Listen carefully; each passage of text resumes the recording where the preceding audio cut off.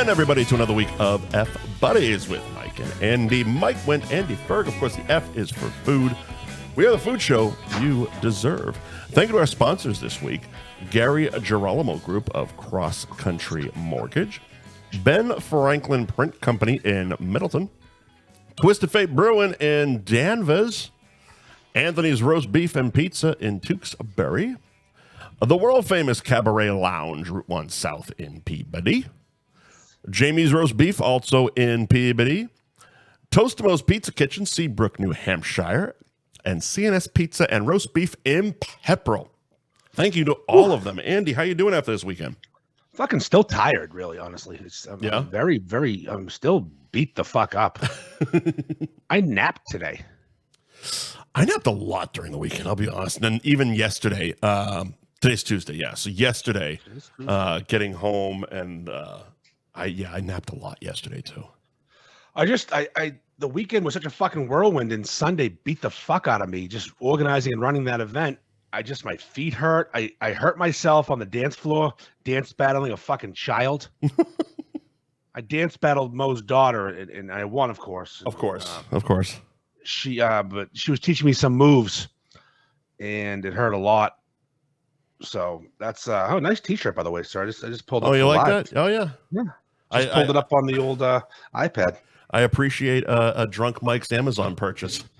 At least you got it from Amazon, so it actually showed up, not some janky Chinese website. 100%. That was the thing. It was like, if I was going to find it, I was going to be able to cancel the order if it didn't show up.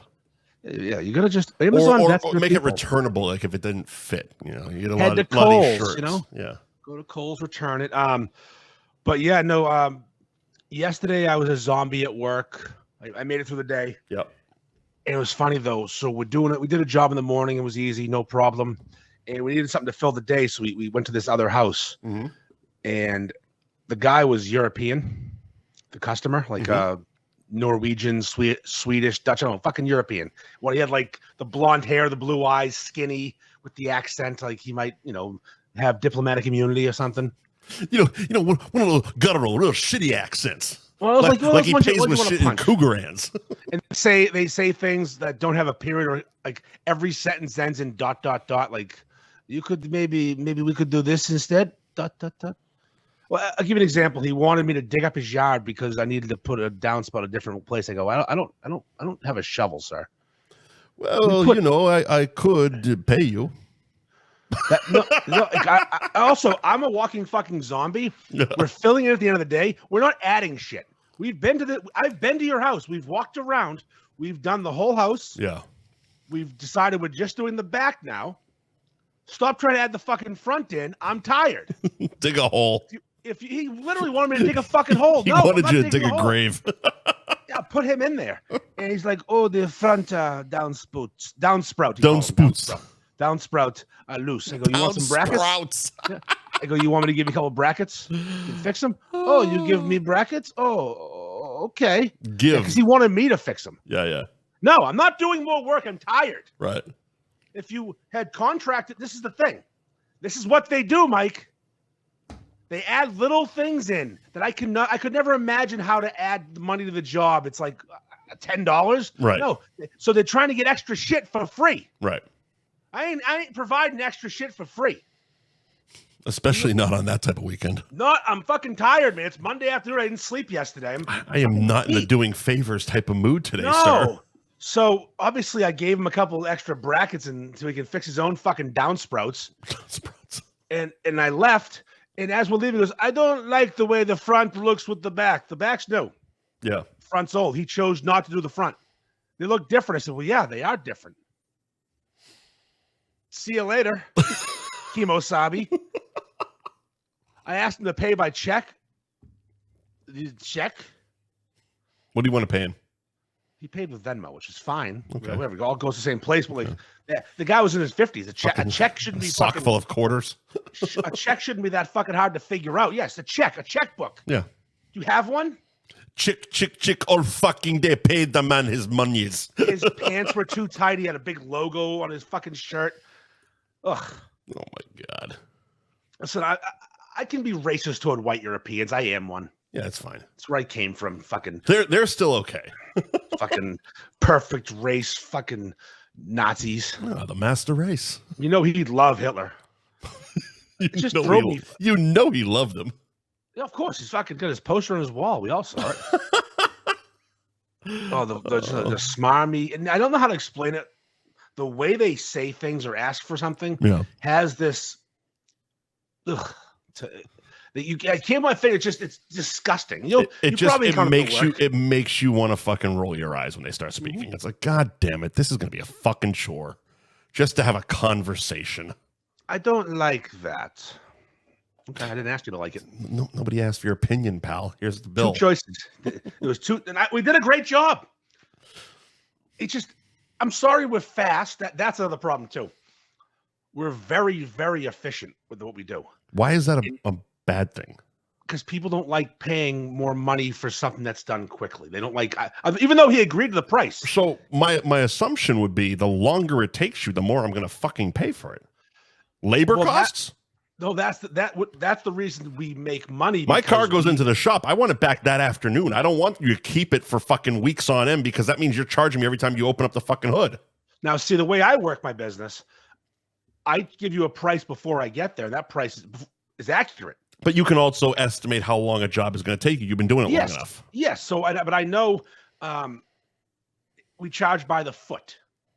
Every foot of gutter costs a certain amount installed. Sure. And some jobs are easier than others. We do lower the price for the easier ones. But again, the 4 of us have been doing this for years. Me and my brother especially, over 20 years each. Doug, fucking 30-something years. Mm-hmm.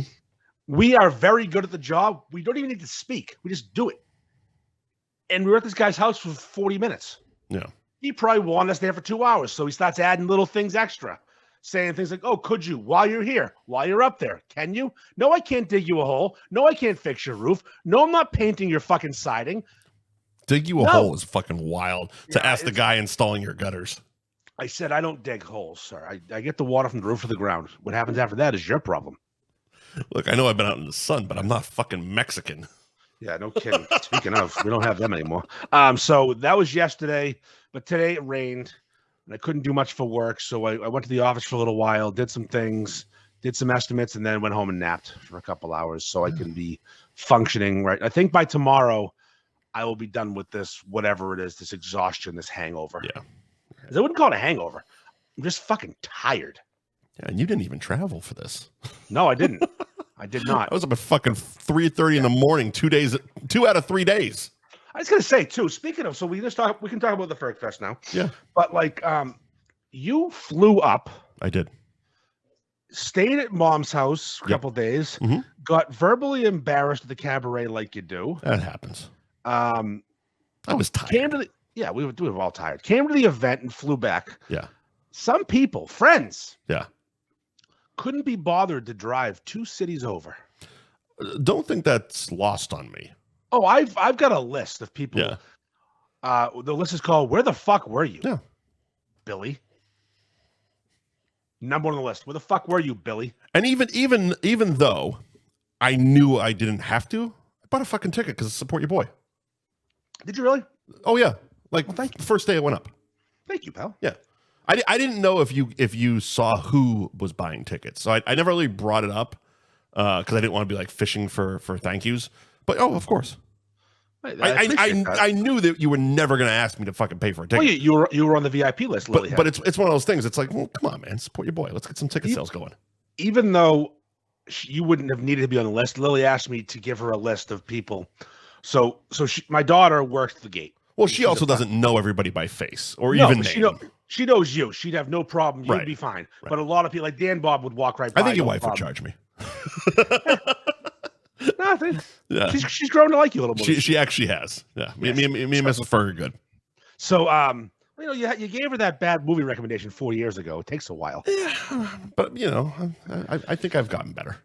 Oh yeah, no. But like a lot of people that I expected to be there weren't. Some had real excuses, and I obviously, if you have a real reason, like Fitzy couldn't be there, and there's a reason for it. I've heard 2 valid excuses. One, and the only reason it made sense was because my niece's game got called because of rain on Saturday too. So some of that, I think that was Al Delano's thing. That was Fitzy. Oh, was it Fitzy? Okay. Al had to work his regular job. There was work or coaching or graduation. Yeah. Okay, fine. The graduation thing, come on. You knew about this probably longer than your kid graduating, and schedule your parties better. But yeah, be better. Work and a reschedule of a coaching thing. Okay, fine. I get that. But you could also come afterwards. It went to 7:00. No kids are playing fucking softball that late. Yep. Just to get the, and again, I don't know where and what. I just got a message that day. Can't make it. Sorry, guys. Oh. Yeah. Or another person, Mark Mordaunt, said he was coming. Said he organized his day. I'll see you later. No, not there. A lot of people, which now this really pisses me off. This is the algorithm's fault. A lot of people didn't know about it, even though I was fucking annoying. That's insane. My nephew said he never saw one post. Now he knew about it because I told him. He goes, I never saw one post about this. Here's the thing. Okay, I'm not sure how much social media exposure your nephew has, but I can honestly say anybody who is in the beef group has no excuse. He's not a big Facebooker, but Instagram, yeah. Okay. And Instagram, I paid for a fucking sponsored post. It's actually still sponsored. I still get it today. So I don't get that. I end up doing like a bit of a push the night before for people I really was hoping to see. Right. Or people that had, important to me or important in general to the world. I tried to get Danielle Murray and the ZLS crew to show up. Okay. But, I didn't expect it. That would have been nice. That would have been nice, yeah. I tried to get Erica from 104.9 to come. Okay. Like specifically sending text messages? Yeah, I sent a bunch. Okay, all right. But a lot of my family, just to make sure they knew, because a lot of them got sick of fucking your shit. My shenanigans. Yeah. They don't see things anymore. So, and a lot of that, like D-Fran doesn't have social media anymore. That's one of the many things he quit. Mm-hmm. It was awesome to see him, by the way. Yeah, he's doing fantastic. Yeah, it was so fucking and seeing him in the current state he's in. Yeah. Like I was like, oh fuck, man. Okay, good for you. And he looks good. He's lost a bunch of weight. His face, you can see he's more healthy. That's just it. You could see in his face that he's happy and healthy, which is awesome. Yeah, he was fucking up a lot. He's better now. Whatever, Yeah, we're all a certain level of degenerates. Of course, sometimes you need that. So I texted him and let him know because I didn't think he'd see it. I'm like, oh fuck, D-Fran's not going to see this. He's off everything. Yeah. So I made sure he knew. But anyways, I sent out a lot of texts, and one person who I didn't think I needed to text because I'm with him every single fucking day is my brother. Did he go to the last one? I don't remember. Okay. He didn't know about it. Is he on social media? I talk about it at work. How fucking aloof are you? Been planning this thing for fucking months, complaining about things. Yeah. And how do people know about that? I said, I don't know. They fucking are paying attention. How do people know about this? His wife is on every social media platform and follows me and comments, and she knew. Yeah. But anyways, you obviously appreciate the ones who do show up, but the ones who are missing, you get a little. Where the fuck were you, Danny Gillis? Where the fuck were you, Danny? Someone asked. It was me, Dave, and Sully were outside talking with Brendan. Someone asked, and he did have a reason, but I think his might have been a graduation thing. Probably because his daughter just graduated from high school, or is graduating, But someone specifically asked for him. There's a lot, but I also texted him. Hope to see you tomorrow. And I got nothing. Yeah. Well, that in that situation, people just might be embarrassed that they're not going to show up, so they rather just leave you unread. I might have wrote I better fucking see you tomorrow because I get aggressive sometimes. More than likely, especially if it was sent on Saturday night. Saturday night, there's a lot of things going on that were causing me to be a drunken idiot. But then there's people who really wanted to be there, like even up to Saturday night texting me, can't wait to fucking see you, and shit happens, and we missed Festa. Of course we missed Festa. Festa was... And he was the first one to be like, guys, I can't fucking... You were in the group text. Guys, I can't fucking show up. I'm sorry, but I miss you guys, blah, blah, blah. Oh, no, Festa's not on my list of people who should have been there that don't have a real reason. Festa would have moved mountains to go. Yep. If he says he couldn't make it, he can't make it. I have questions about other people. Sure. Where the fuck were you? Where the fuck were you? Festa's not one of those people. I know he couldn't make it because he texted like a person. Mm-hmm. So let's go here. Let's think about this. Where do we start? Gotta thank Tashi and Tyler are fucking clutchest people ever. Mm-hmm. So my wife didn't get the memo we were leaving my house early on Sunday to go get set up because I'm a crazy person. I have to have it all done so I can breathe. I was curious what time you got there. Noon.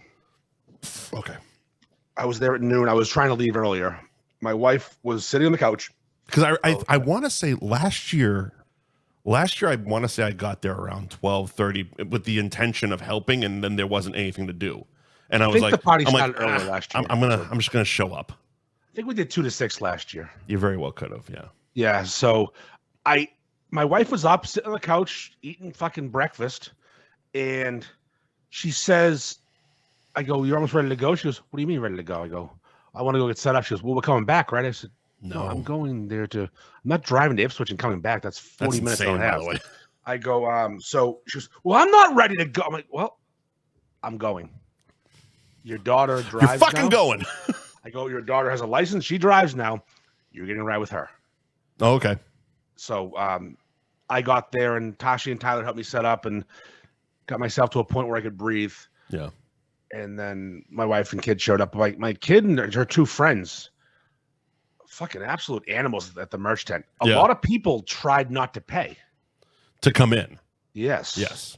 So last year, as you know, we charged $25 for a ticket, and that's a little pricey. So I couldn't ask random people who weren't there for Justin Clancy to pay $25 to enter an event that they didn't give a fuck about. For your argument's sake, though, you had a lot more overhead last year than you did this year. Huge overhead. Clancy was more expensive. The stage, I had to hire a sound engineer. Mm-hmm. There's a lot more going on last year. The stage itself cost me $1,500. It was these guys here. It was a great stage. Yep. This podcast, those guys that provided the stage. I'm not complaining with the price. But it costs, even if it costs $1, that's $1 not in your pocket. $1,500 for a stage and a sound engineer. Mm-hmm. And then Clancy needed a lot more money than a local bar band. Sure. So I was into it for a lot more last year. Right. So this year I got a less expensive band who were fucking awesome. Yeah, they were fun. They were a lot of fun. Yeah. And I charged way less. So when it came time at 2:30, we were switching over to bracelets. So if you didn't have a wristband, the bartenders weren't going to serve you. Right. So, which I saw it happen. First, Mike Sullivan pointed it out to me, and I'm like, really? Because he's like, that's awesome. And I'm like, what? And I watched it happen a little bit later on. The bartenders were literally turning people away that didn't have bracelets. I'm like, fucking good on the staff. No, that's good on the staff. That's the deal I made. I said, I'm going to lower the price. I want the building. Right. I don't want people, if they come in for a 4-pack, fine, sell them beer to go. If they start to fucking lurk and linger, pay the fee. Because the point of lowering the price was obviously to bring in not just more people, but that was also the reason you originally changed the name of it to bring in more casual people that aren't Andy Ferg community centric. Yes, not beer page, beef page. To reach outside the 2 fucking Facebook groups that you popularized. My orbit. Yeah, my orbit. So I started at 2:30. I walked around. Now you would have been so proud of me. Mm-hmm. Zero awkwardness, zero nerves. Hey guys, having a good time? Just so you know, we're transitioning to a party that starts at 3, live music, food trucks. But in order to stay, you gotta buy a wristband. Kids are free. Adults are $10. If you don't want to stay, unfortunately, the bar's not going to serve you anymore after 3:00. Anybody push back? Oh yeah. Oh really? Oh yeah, one fucking foursome of people were fucking douchebags. Go on. Oh, why do I have to pay? I said, well, it's an event. Starts at 3:00, and there's a $10 cover charge. It's not how it works. Well, I don't care. I'm not here for the event. So it doesn't matter. It's an event that's here. It's a private event. So one woman, these people were at a table, and they go, "Well, can I get another beer?" My phone. I went, "Yeah, it's $2.50. You got 10 minutes. Do I have to leave at 3?" I said, "No, but after 3:00, you can't get drink another beer. So you can be here, you can sit there all you want. They ain't going to serve you at the bar." Wonderful, buddy. So at 3:12, they were leaving. Fuck off. See you later. Cool. All right. But so hilariously, you said it was a foursome. Yeah. Yeah. How much was their fucking bar tab that they can't put $40 in to continue drinking? They're going to drive somewhere else. Because I know how much my bar tab was, and fucking $10 to do it and enjoy myself was well worth it. Yeah, there's a another. So a lot of people tried to walk by. This my job was bouncing out front. Sure. Even though I had a huge sign that said $10 cover. Yeah. And it was clear. Yeah. I had a girl with a register in front of her taking money. People try to walk by like, hey, whoa, Super Chief, let's go. Hey, what are you doing here? Trying to, they saw it and they're trying to sneak by, or they were just oblivious to what was going on, didn't give a shit about you, and they were just walking into a brewery. Some people were that. Yeah. Other people thought maybe that the cover was paid inside. Okay. Other people were just fucking cunts. Gotcha. So all walks of life were there. All walks of life, but one lady, I walked up and she was giving my daughter a hard time. My daughter is an 18-year-old girl who looks about fucking 14. She's tiny. Yes. Okay. Her friends are young looking too. So three of them is 18-year-old girls. Actually, one of them 17. Shift the cunt hair to your left. So there you go. One woman goes, well, I'm not here for this. I'm here to meet my friends. And my daughter goes, well, it's $10 to get in. And Liddy said, but I don't understand. I'm not here. I didn't come here for this. Mm-hmm. Well, she said, well, the bar is not serving drinks to people who aren't wearing a wristband. My daughter goes to her. How'd she word it? It was like, she goes, I don't want to listen to the band. She goes, well, I can't turn them off. You're going to hear them. And it was like, yes, Lil. She's a fucking pit bull. I was so proud of her. Yeah. But I mean, I'd say pretty much everyone that came was there for, was there for the event. Uh-huh. That was a comment I got a lot because there were comments of like, oh, there was a lot more people last year, and because I knew all this going into it, I kept reminding him like, yeah, but last year a lot of people didn't pay to be here. There was a lot of casual people who were showing up to the fucking brewery and just kind of sticking around. This year, every one of these people has paid to be here, and it wasn't a small crowd by any means. And first of all, I think a lot more people is an exaggeration. I was comfortable there. There wasn't like nobody was on top of each other, but it also wasn't a small crowd of people. No, there was over 200 adults. Yeah, that had paid to be there, I think, and then all the kids and the animals. There was a lot of fucking kids. That made me very nervous, just as a tall person. Those kids are knee high, and I don't look down when I walk. I think most of the parents were pretty good, though. I didn't notice any kids out of control. Which was good. I didn't need any kids in the face. So it was awesome. Nope. But that was kind of one of my little tricks to get extra people to show up. Was I said kids are free. Sure. And I brought a cookie truck. So now you have an excuse to bring your kids to the bar, and your kids won't be fucking, yeah, Dad, baby, do it. But no, he's getting a fucking Cookie Monster sandwich. Yep. Playing your iPad. Dad's having some drinks with the boys. Grab yourself a fucking ice cream, kid, and sit down and shut up. That's right. Did you try their North Shore beef ice cream? Yeah, it was awesome. Was it? Yeah, it was fucking phenomenal. Yeah, it looked good. I didn't try it, but it looked good. I wasn't gonna get it. I was just in the zone too much. I couldn't even consider eating. Right. But that Jazzy, Jenna chick, and Jerry, and we're hanging out. And they wanted me to go get one and try it, and I'm like, all right. Look at you. So all the influencers. So I walk over and I started swearing at everybody. You want to fucking eat this? Fucking eat this, you fucking bitch. You really were just fucking being obscene. Yeah. The fucking reel is just you saying fuck you like 7 times. Yeah. Fuck you, Jenna. Dumbass bitch. Who showed up and paid you money to be there. Yeah. Listen, what a bitch. Mike, you're never nice to anybody. Why would be nice? I mean, look, you are your gimmick, sir. Yes, I am. I'm a walking fucking asshole. It's all the time. Good. So, no, once we got like I said, for the most part, I think I only saw one group. This is weird. One group showed up. It was early 20s people. Yeah. And they didn't want to pay the $10 to get in. What were they there for? Well, they were just there.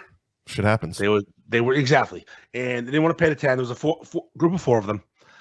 And they almost bought merch. I'm like, that's fucking hilarious. That's like, what it, that's so obviously you're well hilarious. Aware of the situation. I think they may have bought a t-shirt and left. Like, this is fucking strange. Ah, good for them. Good for you. Yeah, listen, sometimes you probably made more off the fucking shirt. That's true. That's true. And also the common question, or what's it for? Like me. What Oh, you mean people? Yeah, yeah. No, Yeah. this one's. You've never been shy about the fact this one's not a charity event. No, this was never a charity event. This is a cash grab for me. I'm Yeah. trying to make some money. Yeah. I have a tax bill that came that's a lot of money that I'd like to pay. Mm-hmm. And not everything is charitable. Not everything is.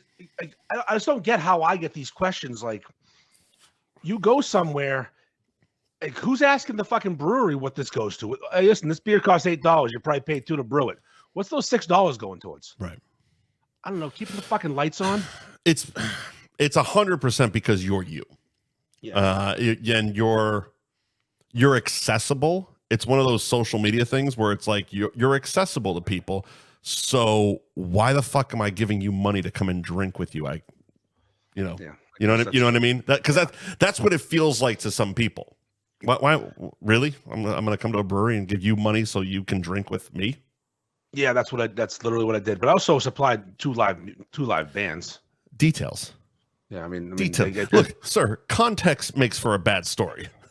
The 9-piece fucking funk band that tore the roof off the place. There was so wasn't many free. people in that fucking band. Yeah, they weren't. I gotta tell you, those guys showing up with a sound engineer. Oh man, all those instruments. They had congas. Fucking big old dirty bucket fucks all day.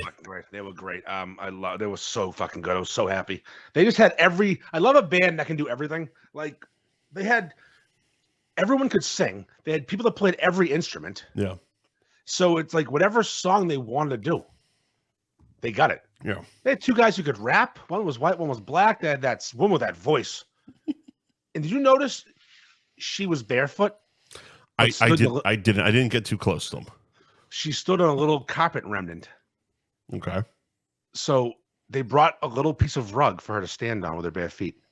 Oh. I didn't ask, but I find that funny.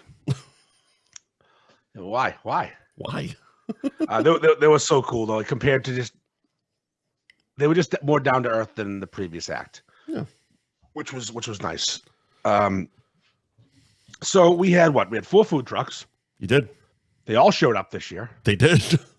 No one asked for an appearance fee. Everyone seemed to enjoy all the food I was seeing people eat. Mm-hmm. No appearance fees. No. And even the person who previously got an appearance fee showed up on his own and still signed a bunch of tits and ass. That's true. Phil, the Boston Be a Man fellow with all those millions of followers. Yep. My pal, he lives not far from that brewery, and he was one of the texts I sent the night before. Yeah. I said, hope to see you tomorrow. I was inside, and it was still before I came out, and I'm sitting there, and I was talking probably to Dave or somebody, and I start seeing Phil walking around. I'm like, Jesus, does Andy know he's here? Saw him by the food trucks. But yeah, he showed up. It was good to see Phil again. Obviously, Did he interview you? Huh? He didn't interview me. We just chit chatted about Florida a little bit and moved on. So I got interviewed. Yeah, Mike Sullivan got interviewed. Heard he didn't poorly. Yeah, I heard he didn't. He might not make the cut. He shit all of the bed and the other beds. Well, we've seen him on microphone. He's not always the best on mic. He has his moments, but that was not one of them. It was good to finally meet Mikey P. Yeah, that was good. Yeah, that was awesome that he showed up. Always a pleasure to see Jerry. Usually it's only at this fucking event. Yeah. Met Jerry's girlfriend. It was nice to see her. Yep. She's a camera cock, if you will. Oh, really? She's not. No, she doesn't. She doesn't on camera. She holds the camera for Jerry while he does things. She's that one. She's that part of the relationship. Yeah. So it's always funny with those influencer types when you're like, who the fuck is holding the camera? Her. Oh, I always have that question. Her. Yeah. For Jerry, it's her. Or I've seen Jerry in action, and he's got a light and a camera, and it's just a lot going on. I remember I was at the opening of Dirk's Barbecues when they moved in Rhode Island, and this was like during COVID, and you might know her, or at least have seen her. It's something like Bites and Buns or something. Girl with a nice ass and a B+ face. I think I know who she is. Yeah. Yeah, and watching her boyfriend just sit there and film with just a dead look in his eyes. It's like, holy shit, she's definitely making money, but my man. enjoy your barbecue. You know who my favorite camera cuck is that Sam Ramsdell with the huge mouth. Yeah. Her boyfriend, husband, James. Yeah. I'm not sure. Because you did a thing with her. I did, but also he's a camera cuck. He's also on camera a lot, and he's so mad about it, which she makes him do shit, and it's their gimmick. Yeah. They always find these viral trends on like TikTok, and they try to recreate them, and it's always like a gymnast move where he's flipping her around and he falls, but he's my favorite camera cut because he gets to be on camera too, embarrassing himself, but also he's the one filming at all times. Well, at least he's willing to play the game, right? Yeah, he's smart. She's an earner. Oh, yeah. She shoves things in her mouth, and she also does stand up now. Oh yeah, good. Yeah, she's good. I don't know how her stand up is, but I like them they're a fun couple to watch. Yeah, it's always it's one of those things. It's like when you meet people like that, and it's like they're just normal. Yeah, they were because there's so many of them that think they think they're fucking smarts. They're smarts. Their farts smell like fucking roses. Well, there's a couple around here. The fucking fat fucking Guidos. Of course there are. And the Poppy and the guy begging for fucking contracts. It's like, look, putting windows understand how fucking lucky you are for the next 5 to 10 years before your fucking shit gets old and you're done. And then you got to find a real fucking job because you blew your fucking money. I mean, I don't follow those guys. That's part of our stupid rich conversation. We'll get to that in a second. Yeah. I don't follow those guys anymore because I got really annoyed, but I went to their page the other day because I was looking for something. You don't have to follow them. They're in the fucking algorithm. Well, no, they're also sponsoring posts. Well, that's actually more accurate because I still see the other Guidos fucking posts, and that was an unfollow years ago. So all I see is them at New Deal. That's all they do, right? How many different customers can come to New Deal? And I love New Deal, and I love the owners, but what does that have to do with the sub shop? No, it has to do with how many times can we be like, okay, a New York guy comes in and talks to 2 Boston. I mean, honestly, that's the gimmick. Literally it every time. That's basically the gimmick. Oh, we were fucking Yankees. Shut Get the fuck out of my store. Okay. Shut up. I remember he was doing a Tommy's going to lose 100 pounds challenge. That's a joke, right? Yeah, in the first, but the first video. What, he cut his foot off? Yeah, exactly. Diabetes. The first video I saw, this might have been when I unfollowed because he was getting up, like he had the camera set up. He was waking up like it's real, like and he was trying to act. He was in his childhood bedroom. Influencers that try to act are fucking priceless. It is fucking priceless. It's like you fucking indicating cunt. But childhood bedroom. Yeah. Bed kitty cornered against the wall. His childhood dresser and had posters. You showed me this. Yes. Yeah, you're did. In your 30s, dude. Yes, you did show me this, which also explains why he's just buying a house now. Yeah. He just moved out of mom's house. That's normally what you do is buy a fucking house when you're in your 40s. Asshole. So anyways, but speaking of influencers though, we had our share of them and the ones I like. Yeah. I mean, more importantly, the ones that like you. Yes, Phil's.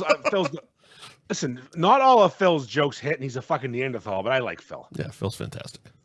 Phil's the Be a Man guy, and he interviewed me. He's like, "Can I ask you some questions?" I said, "Sure, sure thing, pal." Sure, so he's about to do a selfie, video. Yeah, and he brought this guy with him with the bowl cut.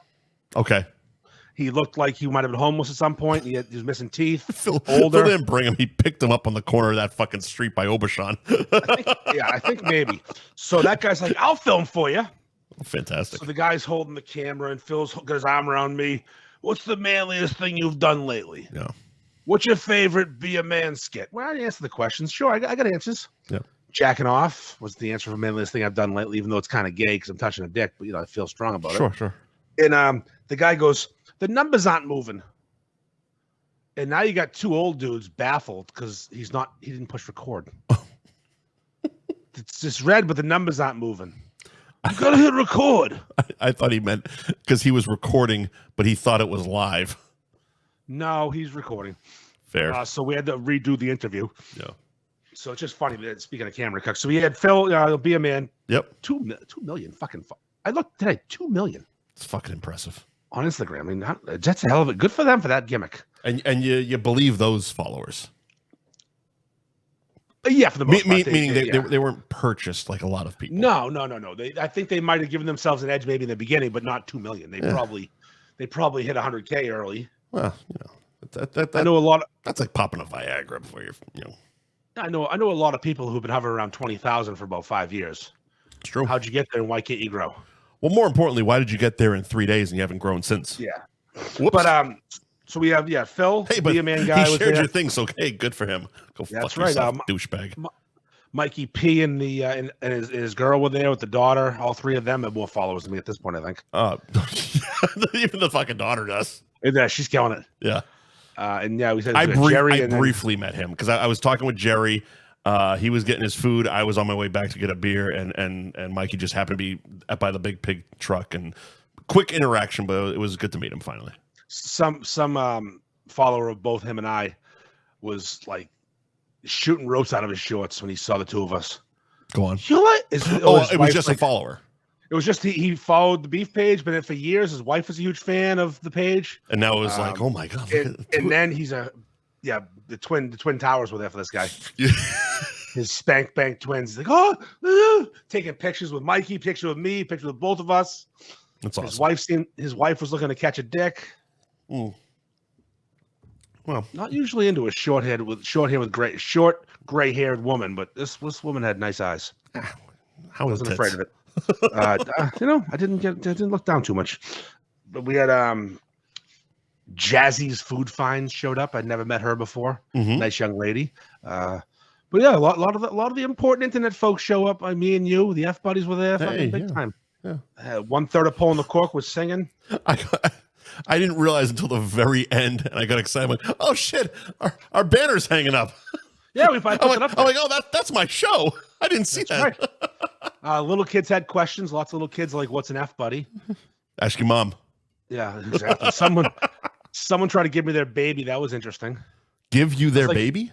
I was like, "Hey, you guys here for the event?" Like, yeah, we got a wristband. I said, "Sweet, awesome." Just so you know, the little shit can stay for free. No money for that kid. She's like, "You sure?" He's an asshole. I'm like, "Kid's like 1. How much of an asshole can he be?" Now tell me you actually worded it with the little shit can stay for free. Yeah. Oh, good for you. Yeah. And then she said, "You want him?" I said, "My wife probably does. We have an 18-year-old, and she's probably fucking baby crazy." Give her a year, and she will be. And then the lady goes, "I go, the kid already looks like me. Do we know each other?" You're just fucking firing on all cylinders, pal.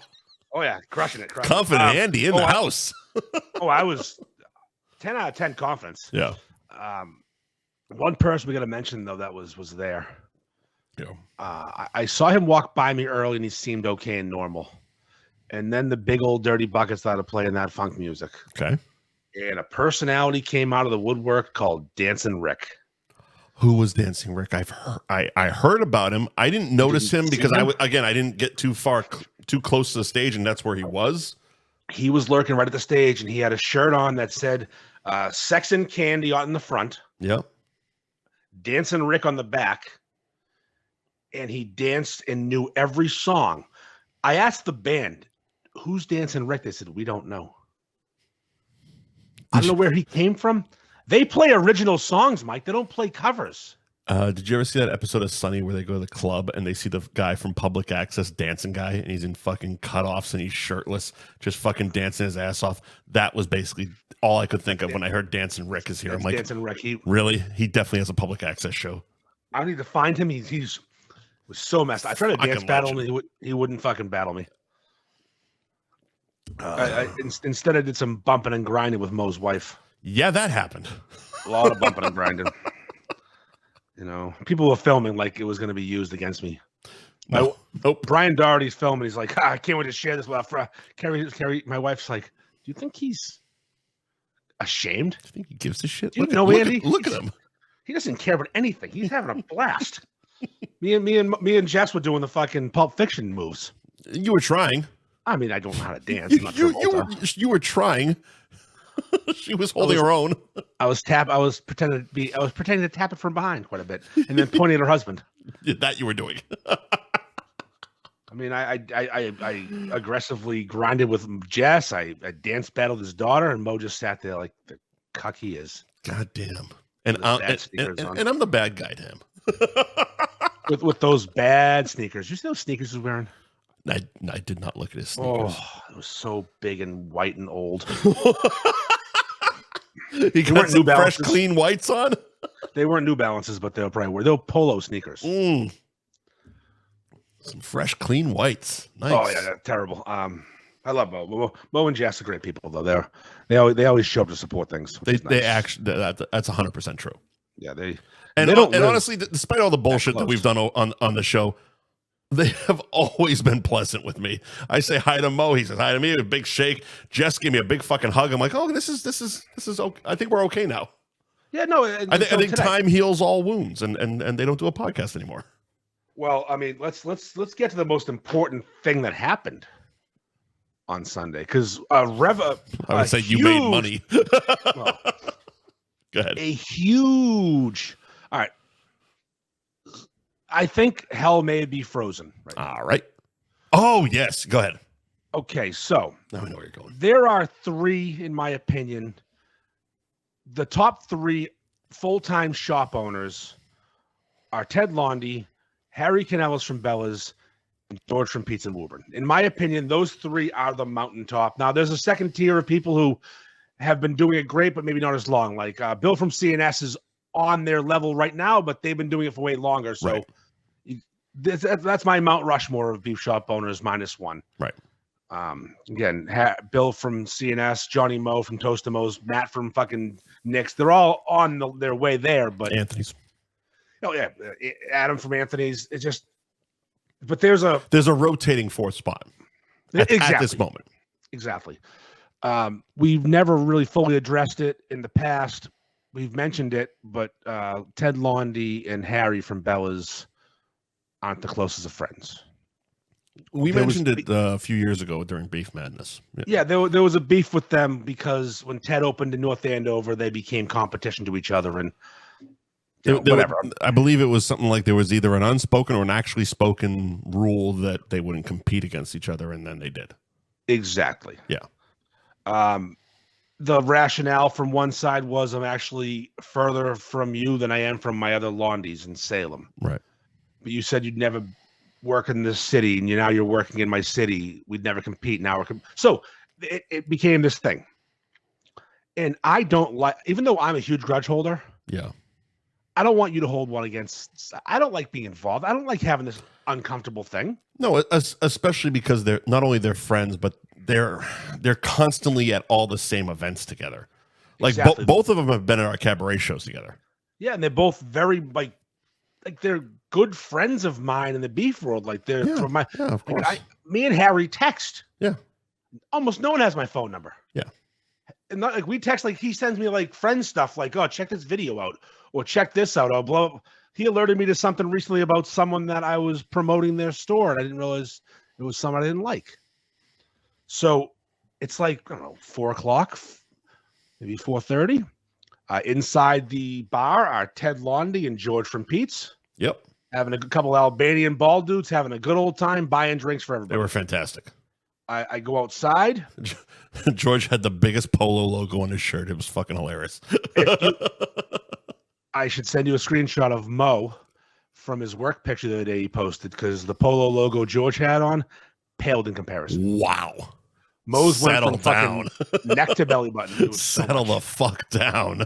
I have made fun of that outfit many times. All right. So I walk outside and walk now. Ted Lundy and George from Pete's are in there. And they were trying to control the bread. Rico in the comments. Yeah, there was a bread controversy. It's a bread duel, more like Harry was definitely the bread guy. Yeah. You can't have my bread. This is my bread. The bakery's like, no. And then the bakery fucked him in the end. Yeah. Of course, you can't trust the bakery. No, fuck unless it's Enzo the baker. They very good. Thank you. I just watched Godfather today, actually. Did you really? Yeah, I did. Enzo the baker. I had it on in the background at work. That's one of my favorite things to quote. Yep. My name is Enzo the baker. You know Enzo. Yeah. All right. Stand there. Look mean. Looking tough. Look like you have a piece. Yeah, pop your collar. So I walk outside, and Harry Canellos and Sandra from Bella's are walking in.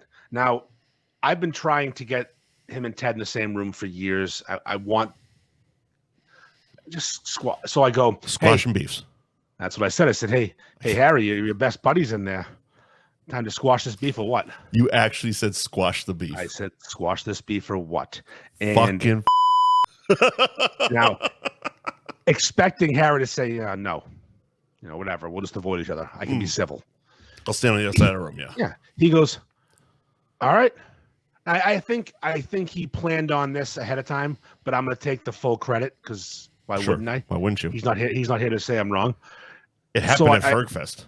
Yeah. So we walk into the main room and Ted Londy's standing there and Harry walks up to him and taps on the shoulder. And Ted was not prepared because he didn't know this was happening. Right. Harry could walk in and be like, I'm gonna be nice, and Ted could have clocked him. Yeah. And then they wound up shaking and they were in pictures together and they hung. And yeah. Like, wow. For the day, like that was it. Yeah. No. It was an immediate like bro down. And then Sandra thanked me for brokering the peace, like I'm fucking, the UN, and I'm getting Palestine and Israel stop killing each other, basically. And then another beef that was fucking beefs was squashed this day. It's a shame Jumptown didn't show up, even though I blocked him from the page on Facebook. He knew it was happening. He knew, but no, I blocked him from the page today on Instagram. No, on Facebook. Which page? The page that we're live on right now. Oh, okay. He meshes nonsense. I'm like, I'm out. I'm all set. He's been messaging. I got notifications on fucking Facebook that he's waiting for a reply. Yeah, so I'm all set. Done with that kid. Yeah.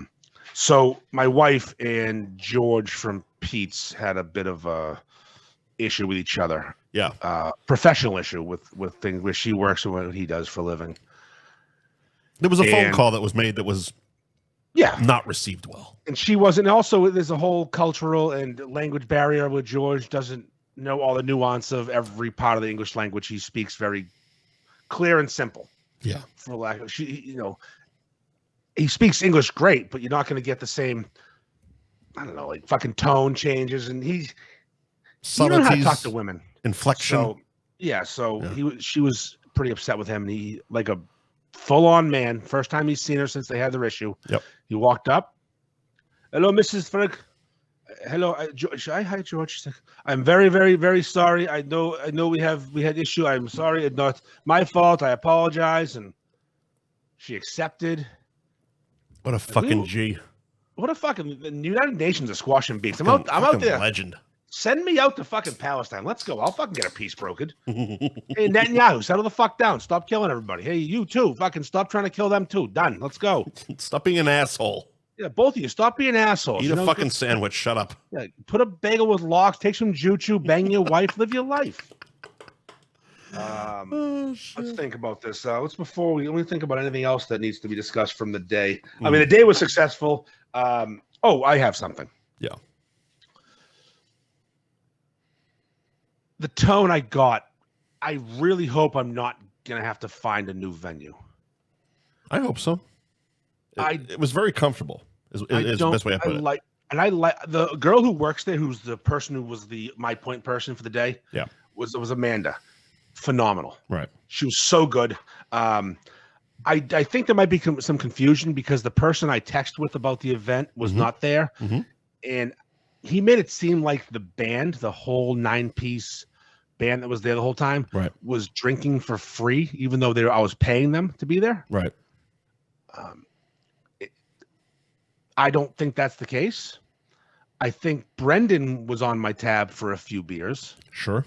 And my tab was never going to be paid. That's one of the deals where I can drink for free. And it's worked into your deal. Yes, it's part of the deal. Is I walk up, I skip the line, I get a drink, and I walk away.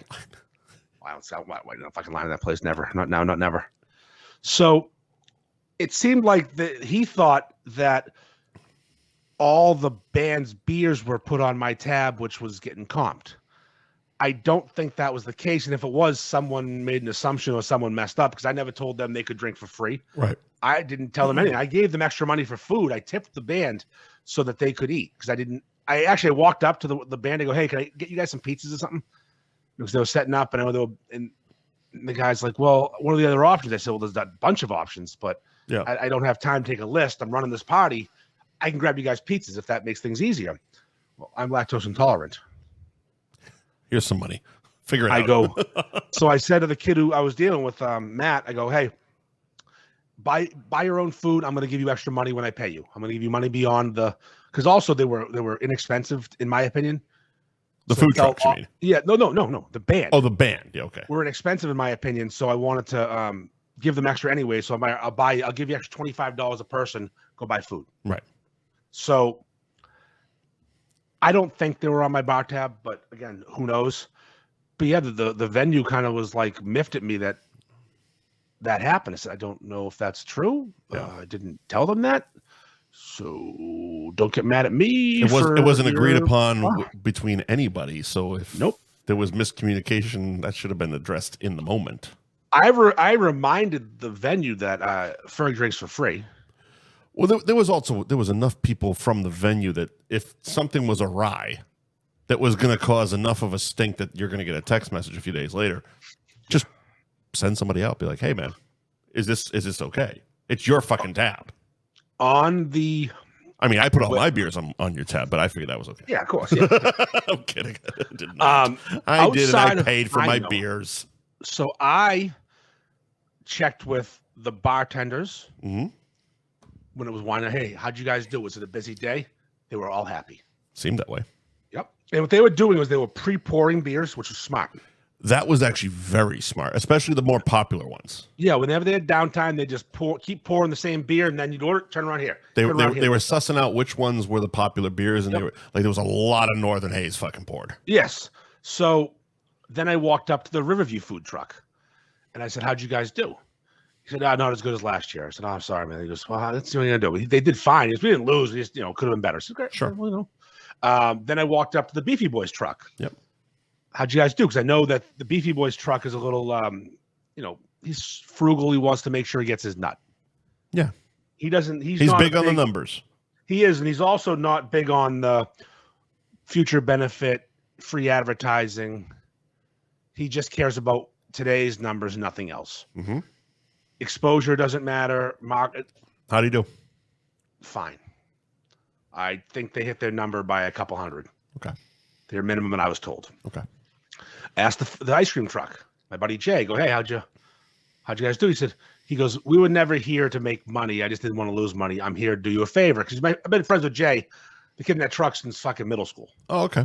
He's my golf league partner on Wednesdays. Okay. He's one of the top people in Cookie Monster. Plus, he brought that sexy Latina with him. So, I mean, we don't. And then actually walked to me after. He was actually, turns out I just checked the numbers. We did great. Great. Wonderful. So everyone's happy. And then to get a text 2 days later, how'd the barbecue truck go too? I don't talk. I didn't even talk. I didn't go over there. I don't know. I have no idea. They probably did fine. Honestly, I would predict they did very well only because of their station there. We all know that. They live there. But because they were right there by the fucking picnic tables, the covered picnic tables. Yep. You're right. That's what people are fucking doing. Yeah. So I wish it was bigger, but I can't make people skip graduation parties. Sure. I can't make people have nothing to do. I would have liked it if it was bigger, but still, I'm telling you, I sold over 200 tickets, and plus the other people who didn't pay, because a lot of people. I mean, you were on this list, but you paid anyways. A lot of people didn't pay, because I put them on a list. Right. I let the Boston real estate guy, that big smiley happy fella, he was there. Oh, I saw him a few times with his family. We never stopped and exchanged pleasantries, but I did see him. I passed by him a few times. I invited him as a guest. I said, "You come, bring your wife, bring your kids." I gave him because he does a lot for my page because he posts videos and content. He posts content and adds me as collaborator. Yeah, he gets me followers. He gets me views. Sure. That's what it's all about. That's what it's about. So I took care of him. I even gave him a fucking free t-shirt. I take a shirt. Yeah. I said, I have like 2 in your size. I got it at the Coleman catalog. 2 left. Yeah. I got 2 left in bed sheet. Yeah. If I can, this one can cover a Miata. Enjoy it. He's a good guy though. I like him. Mm-hmm. His kid was hilarious. Just swearing and stuff. It was great. I didn't see it. Like I wouldn't have known if I saw her. Yeah, no. He when he walked up, I was out front. He had his wife and his 2 kids with him. One of them was swearing. Yeah. But No, I don't know. I just it stinks when I feel so successful about something and everyone was happy, having a good time, and then you just get that like. Yeah, but I feel like it's one of those things that literally anyone that throws an event is going to deal with. I guess, yeah. I mean, fucking Bob's Country Bunker wanted the Blues Brothers to pay for the beer. That's right. Well, they drank a lot more beers than I did. But you know what I mean? It's like, yeah. I feel like the bigger you get, the more of this bullshit you're just going to have to deal with. You're just going to have to eat that shit. And it comes with the territory of doing events like this. And the further you expand out, the more, more money, more problems. I need to decide moving forward if I want to keep it to get bigger or smaller. I want it to get bigger, but it just stress wise and aggravation wise. But here's the thing though, is it's hard to just not you appreciate those who show up, those who appreciate how much you worked on it. Right. But all you can hear is the negativity. Of course you can. Of course that's all you're going to fucking hear because, good news is quick, it's fleeting. It's like, you fucking did it. Great job. Yep. But the bad news fucking carries because then you get the piling on. I mean, look how a good let's personalize it. A good beef review usually gets likes and the handful of normal comments. A bad one drives it fucking interaction. It does. It fucking blows the fuck up. Someone just posts in and asks for fucking directions to a beef shop. Oh, before it gets deleted, it's got 100 comments. Yep. But the most perfect beef possible gets a bunch of thumbs up. It's at the corner of buy a map and go fuck your mother. I got that locked and loaded. That's right. No, but it was a great event. It was. I thought, and if people didn't think that, or it was a fun fucking day. The weather was fucking fantastic. Yeah. Yeah, and like I said, the crowd level I felt was good and very comfortable. People weren't on top of each other, but it also didn't feel empty. You know what I mean? It was a good crowd size for the venue. The place is fucking huge. You could, of course, more people could have fit, and please, more people should come if you do it again next year at this place. But it felt very comfortable. Like, one thing I should mention, I don't think the Beefy Boys truck was going to show up if I didn't talk to them the day before. Didn't know if you were going to bring that one up, but yeah. Listen, I wasn't getting much communication, and they weren't including us in their posts. It wasn't so like because especially the last week, every day I shared a different fucking post promoting the tickets. Yeah. And tagged everybody involved, including them, and most of the people tagged acknowledged and or shared nothing. Now here's the thing. I'm gonna say this is the way I'll let everybody know how this whole thing operates. And they don't have to, but it wasn't. No. But for me, it wasn't until their events calendar came out. I'm like, really? That one bugged me. Yeah, that was addressed, and they added it because they needed to. So here's the way because you are booked on that day, by the way. Yeah. So the way it works with me, the brewery, the food truck, we're all separate entities. Mm-hmm. The brewery's job is to sell beer. Right. I don't pay for the room. I don't pay them anything. They don't pay me anything. There's no kickback for beer sales. I get the building. I get the venue for free if I can bring people in that are going to buy beer. Smart move on their part. If I can get 200 people to buy beer, it's a better Sunday than it would have been without me. 100%. Okay. I order the food trucks. I have zero deal with them. The food trucks are booked by me. I pay them nothing. I get nothing back. Where there's a risk involved on both sides where they don't ask for an appearance fee. No, not a penny. So they don't get. Like, I could say, okay, if you sell this many beefs, I get a kickback, but I'll guarantee that you'll sell at least this. We have no conversations. Yeah, but now you're entering into a whole different financial world. Of course, I don't want to be. Right. I want to provide the guest with options. So the only thing I did was I booked the bands. Right. And I charged money to cover the cost of the bands. And in the end, I hoped to make a couple bucks. Yep. Last year, I lost money. Right. This year, I didn't because I lowered my costs. Right. So it's all these places had to do was help me market, because they're basically, the more people that show up to this event, the more customers they have. Right. It's like they're allergic to money. Some. But I think part of it was they were wishy-washy about whether or not they were going to come, based on how many food trucks there were going to be and how much money they were going to make. Right. And the association with me. I'm not now the most loved person on the internet. But here's the thing. And the only reason I don't think that played into this particular situation is they've worked with you before. Yep. They've had no problem with it, and they know the results that come with working with you. So it's not like this is some brand new fucking food truck that hasn't worked with you. We're like, oh, well, and he says cunt a lot. Maybe we should pump our brakes on this. It's like, no, they've been to the golf tournament. Oh, yeah. They know the reach, and they know the customer base. They know, it's literally their fucking audience. You know what I mean? So it's like, yeah, but the owner is one of the biggest influencers of the North Shore, though. So, of course he is. Let me. I'll connect this. There's a connection here. All right, good. When you're living in that world where you're getting named #1 influencer on the North Shore for owning one roast. But no, because. Yeah. When they did that, and we fucking basically cyber attacked their comment section, yep. It was clarified, not the biggest influencer, the most influential person.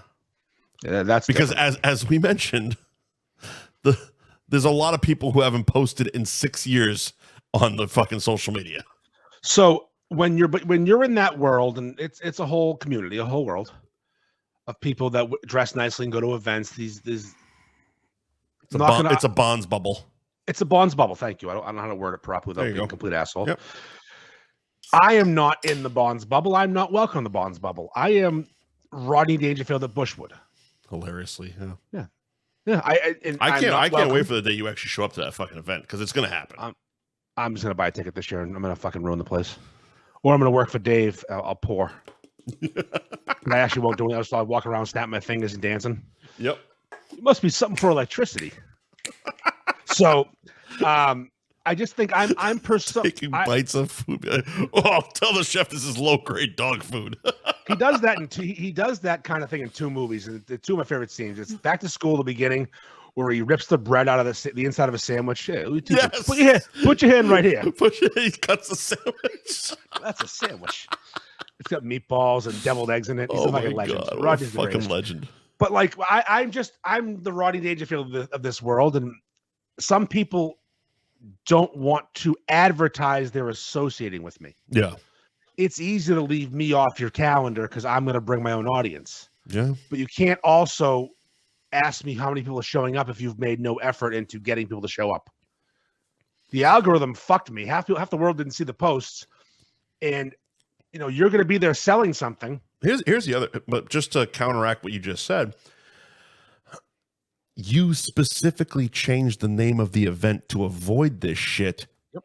And like, you didn't change it. You didn't officially make it FERG Fest until literally like 3 days before. So they could have had Bites and Brews Fest on their fucking calendar, and nobody would know the difference. Nobody would associate it with North Shore Beefs or Andy Ferg. It would have just been, oh, it's a food truck and beer fest at a brewery. Well, let's fucking go. Exactly. That was the point of the name change. It wasn't for anything else. Yeah, the name's never going back from. I wouldn't either. Yeah, I think you sold more and got more traction once you did it. I'm fucking leaning back into it. Fuck it. I'm gonna be who you think I am. Yeah.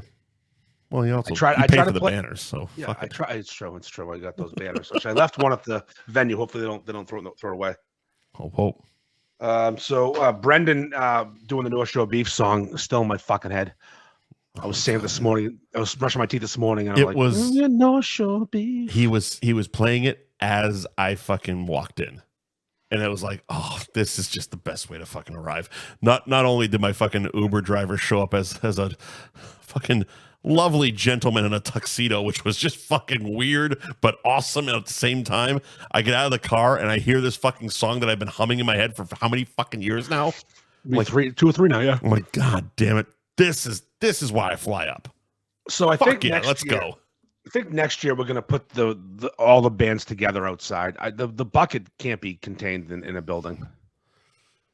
True. They got to be outside. So they just, and also like to get people to get out of their chair, their seat they had like set up. Where would you put? I mean, you put them over by the garage door, I guess. I'd probably get rid of one of the food trucks. There's fucking 9 people in that band and cabling. I don't know. I'd have to figure something out because I don't think people are willing to move up from their chair. If they have a table set up with their kids, they're not going to go inside. Unless there's a direct reason, like last year when you made multiple loud announcements on a megaphone that Justin Clancy was performing. Everybody get your fucking asses into the fucking room. And that brought everybody in for those songs. Yeah, it was this year was much more casual of a fucking hang. Mm-hmm. So yeah, I mean, probably if they were all outside and that room was just kind of fall over or video games for the kids, basically, which what it kind of was most of the day. And that would have made the crowd in the other room seem a little more tight if no one had a reason to be in that other room. Right. There's a lot of things I can do. And also, I'm gonna take a little crow real quick. All right. I wasn't feeling it this year. This event, I wasn't feeling it. Mm-hmm. I almost canceled 100. You know this. I almost canceled 100 times. I know. I wasn't feeling it. The ticket sales were stagnant. I didn't have faith. Mentally, I didn't want to do it. I was literally pushing you to promote this fucking thing. Yes. I'm like, fucking text Danielle. Go down the fucking air, pal. I just didn't. I didn't want to do it, and I'm glad I did it. Sure. I'm thrilled. Sure. It worked. It was a great day. It worked. It worked out perfect. I have no complaints besides the stupid little ones. Mm-hmm. But next year, I'm going to dive in a little earlier, a little further, and do a better job on my end of promoting, because I can't just blame everybody for not promoting if I wasn't all in. Right. And I wasn't. I was not all in until a week before. Right. I was about to cancel everything. Yeah. The brewery asked me about staffing. I said, I don't know how to answer that question. Ticket sales stink. Well, shit, I remember a point. It was a week or two before. We were texting about it, and I think I was asking about ticket sales, and you weren't confident at that time. And I go, well, look, we're drinking that weekend. Whether or not you're making money during it is up to you, pal. Because I'm fucking flying in. That's all in. So we're having a drink on fucking Sunday. What I need to do is next year start earlier, get organized, and get on all the trucks and whoever's going to be there. It's mutually beneficial. More people show up, the more we market this thing. I also was going to have Jerry do some stuff for me. I forgot. Yeah. It almost, it's one of those things. Yeah. I mean, it's preparation. You got to work it almost into, if you're showing up, the food trucks, if you're showing up for like a month out, put the fucking, paste the fucking little banner on with a QR code on your fucking truck with a date, something, some shit like that. Like, paper the fucking town. What was I'll give the venue a lot of credit for the way they handled the whole thing, and they also had signs everywhere that said it from 3 to 7, $10 cover, to make it as clear as possible. Which, again, the day of venue, that Amanda chick, she was the manager, I guess, dark-haired girl. She was always. There's nothing I asked for, where she didn't just say okay. Tables, chairs, power strips, anything. Last year I needed a bathing suit for the dunk tank. They had bathing suits. So couldn't be more happy with the service. The staff was fucking phenomenal. They were awesome. One big dude looked like skinny BP Hammers with a fucking kilt on. Yep. Glasses, ponytail, fucking legend. So he worked there. Yeah. I saw him a bunch, and I'm like, what the fuck is this guy's story? I thought he was definitely part of a band.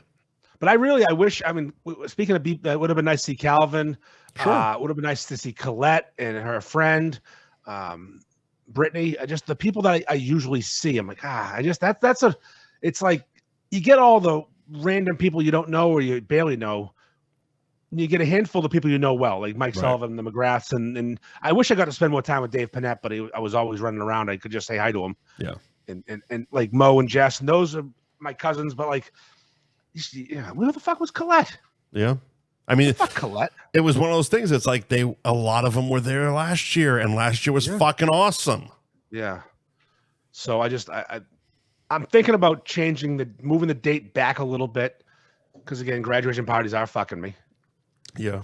I just didn't. The will it, won't it weather type thing too. I mean, fuck you lucked out. I did. No, weather was beautiful. Saturday sucked. Yeah, it's funny, like, because again, I'm complaining about who wasn't there, but so many people were. Yeah, but Petros brought that girl that wore the hat that said I bleached my asshole for this. I missed her. But he also brought Chris Pike. Yeah, I don't know if he wasn't with us. She was in that, like, they were in a group and she was there. Yeah. And her hat said I bleached my asshole for this. I didn't see her hat. Yeah, she was. I think I met her because I walked in. I saw Chris. I saw Petros sitting at the table, and they were with a woman. And I shook her hand. I said hi. I'm like, but I didn't look at her hat. Yeah, Chris Pike's a G. I like him. He's a fucking what a gem. He's a good dude. He's a good dude. Yeah. That's the thing is there was so many people I wish I could have talked more to. Like I was just a fucking world. But that's what you're supposed to be in this situation. That's exactly what you're supposed to be. Like you're the host of over 200 people. Yeah, I had to be there and put out fires and find shit and do shit and help people and bump up on Mo's wife. Yeah, chug a beer with Ted Londy, and he made me one of the stipulations to have a picture with Harry. Yeah. At that point, they'd already met, so they're kidding around. He goes, "I would take picture, but you must admit I beat you in chug." I watched that chug. Yeah. You spilled half of that shit on your face, on your chest. I'm sorry. So did he. But the problem is plastic cups. I have my grip strength's too much. I'm like a gorilla. Goddamn tendonitis. Got in the war. I can squash a fucking apple with this hand. I also realized only because I was standing next to Sully and Dave, and the brewery's not a fan of chugs. Yeah, no, they literally told Mike, "We'll cut you off if you chug a fucking beer in front of us." Yeah, because he was trying to do a video. You know me. I'm not gonna fucking chug. I was gonna sit there pinky up and fucking just sip my shit. But he's like, oh, and I was like, just go outside, pal. Mike Sullivan's tough with. All right. But they were at it. Like I don't know. I don't know if it was it Amanda? You said it was Amanda. Yeah. Amanda, I don't know if it was her, but it was the female bartender. So the female behind the bar. There was a blonde one, and a dark-haired one. Come on. Okay. I don't remember those details. Okay. Women's hair. Come on. Well, there was two. So Amanda was the manager. I don't remember most faces. Amanda was the manager. She was working. She was little. And there was a blonde one who was working, who was behind the bar most of the time. Yeah, so probably her. But yeah, adamant that like you're not going to chug that. You're not chugging that. He's like, well, chug it somewhere else. Leave the room. Pretty much what happened. I chugged a beer with Ted Londy at the bar, but also I can do whatever I want. Also true. My wife said to me, you can't say that on the megaphone, because I said fuck on the megaphone. And I said, I can do whatever I want, and I believe I just did. I'm pretty sure this is the place that last year was playing your COVID videos on the phone. Yeah, that's right. I wish they played those. Those was great. Now, again, I think everybody had a little low effort this year. It was much more relaxed, I would say. It was more of a more of a relaxed hang than last year. Last year had a different energy to it. Well, Dan Bob kept his pants on. Dan Bob kept his pants on. Yeah. It was a different vibe, different energy, not in a negative way. No, just yeah. It was just different. I think part of it, we're all a fucking year older. Yep. And You the know, novelty. we're not fucking kids. So it's like, last year, you know, I was pretty sure Will died last year. There was no Will or Heidi this year. Again, that's the other thing. We lost Heidi. We lost a lot of good people. We lost a lot of people in that war. Yeah. I mean, she'll never come to an event again. No. No. So I just wonder, what if I got like another band? The Big Old Dirty Bucket's already booked for next year. That's done. That's lock them in. But if I want to like look at the concert schedule around here and find some shitty 80s band that happens to be in the area. You were talking about that last year. I know. That's now jumping your fucking cost way up. Because even if they're a shitty 80s band, they still charge money. And definitely more than what I feel you're gonna be willing to spend next year. I wouldn't be able to do it at that venue though, and I'd have to get a larger venue and really fucking push it. You'd have to literally buy advertising on fucking radio and television. Yeah. Like it would be a real fucking thing at that point. Speaking of, I call into Joe Murray. Yeah. On the way, he's on the radio doing his show, and I call into him. I texted him the night before, and I asked him to come. Sure. And he said, I'm working, you know, I'm on the radio. I said, all right, so maybe I'll call in. So I texted him on the way. I said, can I call in? Because I'm not, you know, I don't want to be that guy who just calls into fucking radio station, sits on hold for half an hour. Yeah. And he's like, he doesn't respond because he's on the radio. Sure. So I said, fuck, can I call in? And the guy's like, Sports Hub, what's your name? Where you from? Yeah. I said, Andy Ferg, Peabody. What do you want to talk about? Roast beef 3-ways. Now, figuring I'm getting fucking, no one's going to answer me. He's like, hold on. You know, a minute goes by, I hear the little the noise you hear if you're getting put on. Yep. And I start talking. Now, I don't know my phone sucks. I don't know I'm having no service. But I am just scratchy fucking McGee. And Joe's letting me on to promote the event. He knows why I'm calling. Right. He's like, Andy, you got an event today? I'm like, Joe, I do. Thank you for asking. And I do my whole spiel. Yeah. Kill it. Yeah. And then it kind of ends abruptly. Like, oh, okay, whatever. So now my radio turns back on because my Bluetooth had picked up the call. Right. And the delay, whatever, 10-second delay, is just scratchy voice. Oh, they heard nothing. They heard something, but not all of it. I don't know what. Because they started talking about things I said. Because I referred to Riverview as North Shore Bar Pizza. Right. Yeah. And they heard that because Riverview is the North Shore's answer to bar pizza. I know it's different, but there's only 2 places on the North Shore you can get what I would call a bar pizza. Right. Monty's and Riverview. Yeah. It's a pizza that you can eat yourself. Sure. Monty's is closer because of the pan. It's a pan pizza, like a South Shore bar pizza. But Riverview is a fucking $12, $8 pizza, whatever it is, depending on the toppings. Sure. That is a personal size. Personal size pizza. I had one on Sunday from them. It was fucking phenomenal. Yeah. And it was nothing like you get in other pizza places. Right. So fuck you, it's North Shore Bar Pizza. Suck my fucking dick. we're taking that too, motherfucker. What if we just started doing it? You can't beat us in that.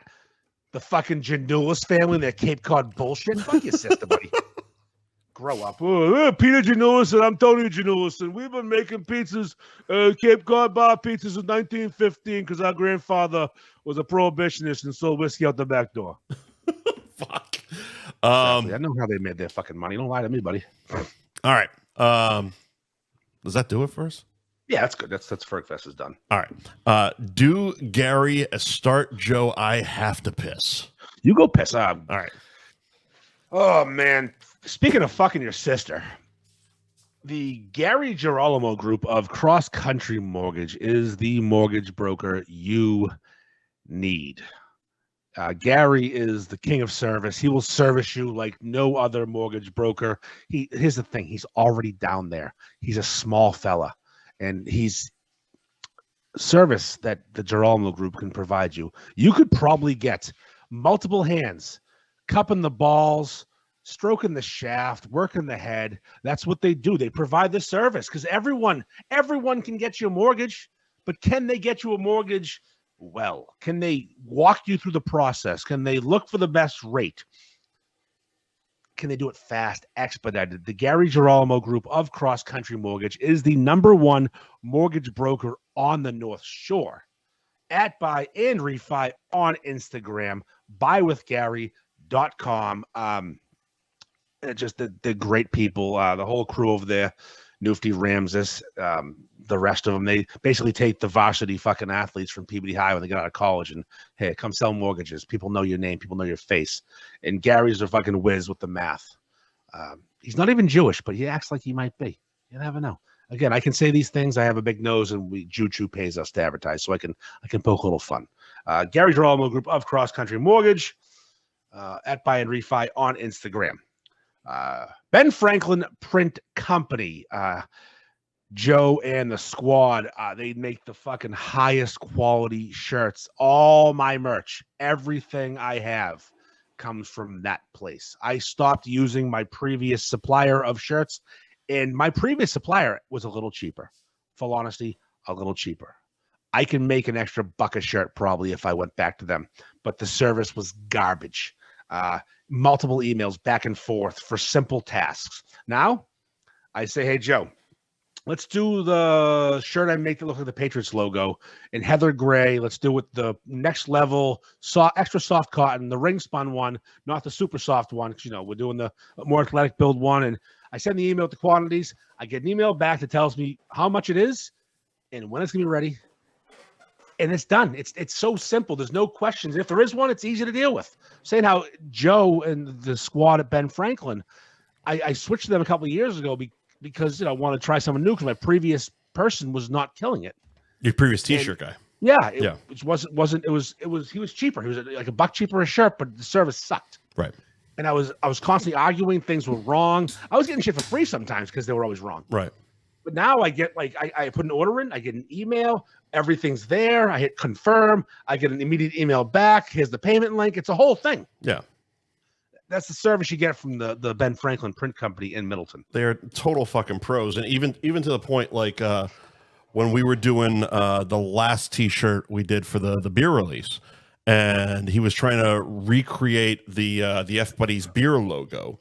Mm-hmm. And he was asking me because of the layers he needs to make the shirt, the font at the bottom, which if you're watching the video, it's that in the center bottom there, it's the with Mike and Andy. He's like, what's that font? I need to recreate that. I had no fucking idea. I made this thing fucking 5 years ago and didn't have the original Photoshop file. And I fucking spent 2 days fucking searching the internet trying to match a font. And I'm like, this is the closest. It's not the same thing. This is the closest. And he threw it up there. And God, if it doesn't look exactly the fucking same. I'm going to give you another quick example. Another customer of theirs, a friend of mine he came on Sunday, Dylan Bogue. He owns a fence company. Sure. Azorian Fence. This is just a free plug because they're nice people. Okay. They needed an answer on an order, and they didn't have a phone number. They have an email. And, people don't always answer emails right away. Right. Now, I have Dylan's phone number. I've been friends with Dylan for years. He's done my fence. So I got reached out to, can you send Dylan this picture to confirm if this gold yellow color is the right one? They printed a one-off just to see if Joe was looking to reach out to Dylan, not vice versa. Yeah, Joe needed to talk to Dylan, but he needed to talk to Dylan fast. Right. And again, emails, people don't answer emails for days. I'm very much that way because even during that whole process of our last shirt, I would get emails and I'd see them 2 days later. Yeah, so I'm not good at that. I'm so bad at that. But I texted Dylan. I said, "Hey, bud, is this gold look good to you? This yellow?" He's like, "Yeah, but the shirt's supposed to be blue." Mm-hmm. So I write back to the Joe Ben Frank. I go, "Hey, he's like, the gold looks great, but the shirt's supposed to be blue." And they're like, we just printed a one-off on a black shirt to see if it looked right. I'm like, oh, yeah, you're good. All right, I got to take a piss. All right. So thank you to Ben Franklin Print Company, 177 North Main Street. Of course, benfranklinprintco.com is the website. And the Instagram is at benfranklin_printco. If you mention F Buddies, you get 10% off your first order. Twisted Fate Brewing in Danvers, 120 Andover Street. If you're putting it into your GPS or you're taking an Uber there, it's Route 114 in Danvers, next to the Guitar Center.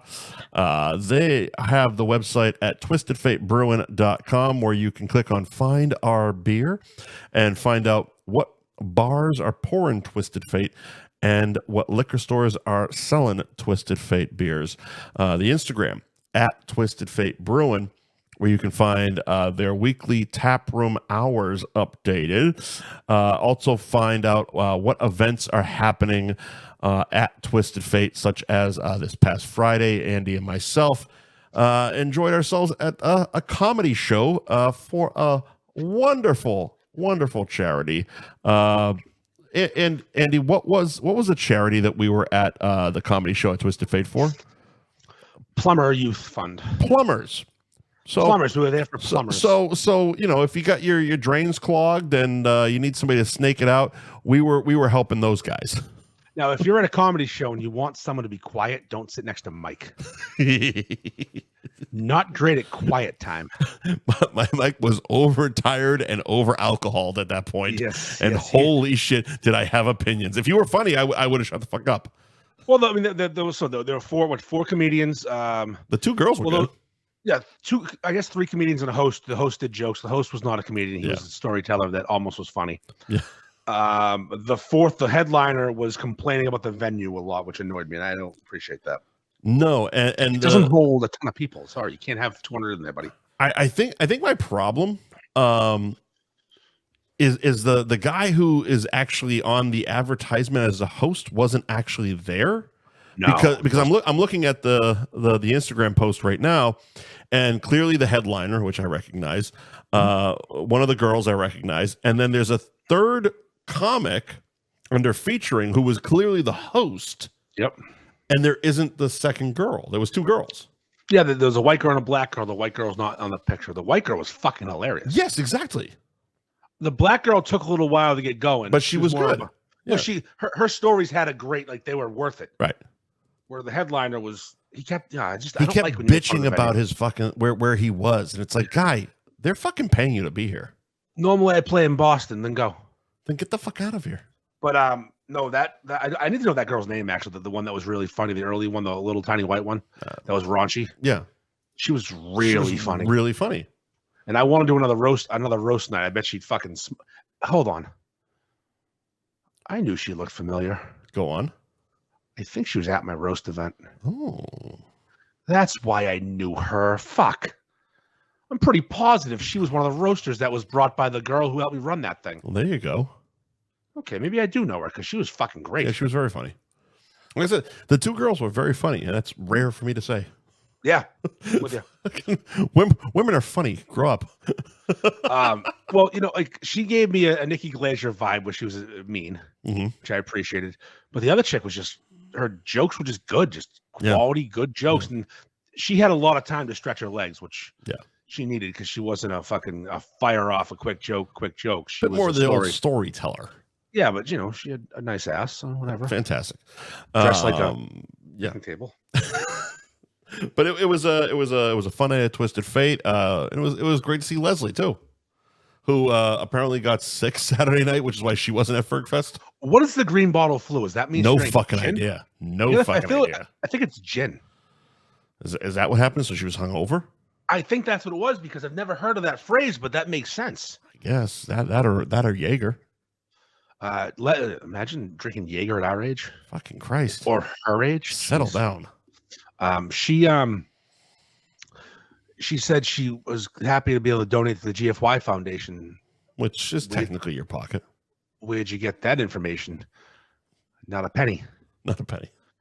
This was a cash grab, sir, ma'am, whatever your name is. People still think that's just you. People think that's your wallet. They don't understand that it's an actual charity. Oh, you know, I have a legit 501c3 called the GFY Foundation. My daughter gets a lot of her community service hours by helping me at charity events. Like we did Bowling for Boobs last year, and she ran it with me, and I gave her 6 hours. One of the board members, right? She's one of the three. Yeah, 3 of us. The Good for You Foundation, if you ask her. There you go.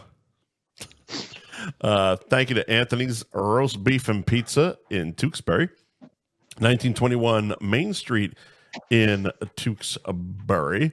You can find them online, anthonystewksbury.com. You can order online, pick up some gift cards, and of course join their loyalty rewards program. Follow them on the gram at ARB Tewksbury, where they post the occasional daily special when they fucking feel like it. Yeah, something a while they do it. Yeah, they are also seem to be getting into the old AI fucking slop posts like you. Yeah, how dare they? Piece of shit. How dare they? How dare they?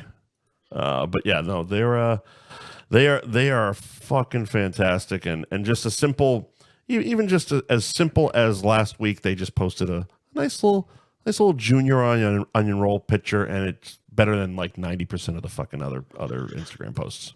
I would have liked to see Adam on Sunday because he would have fit in nice with that picture because he also has a shaved head. Oh, really? And as you know, the less hair you have, the better your beef. There you go.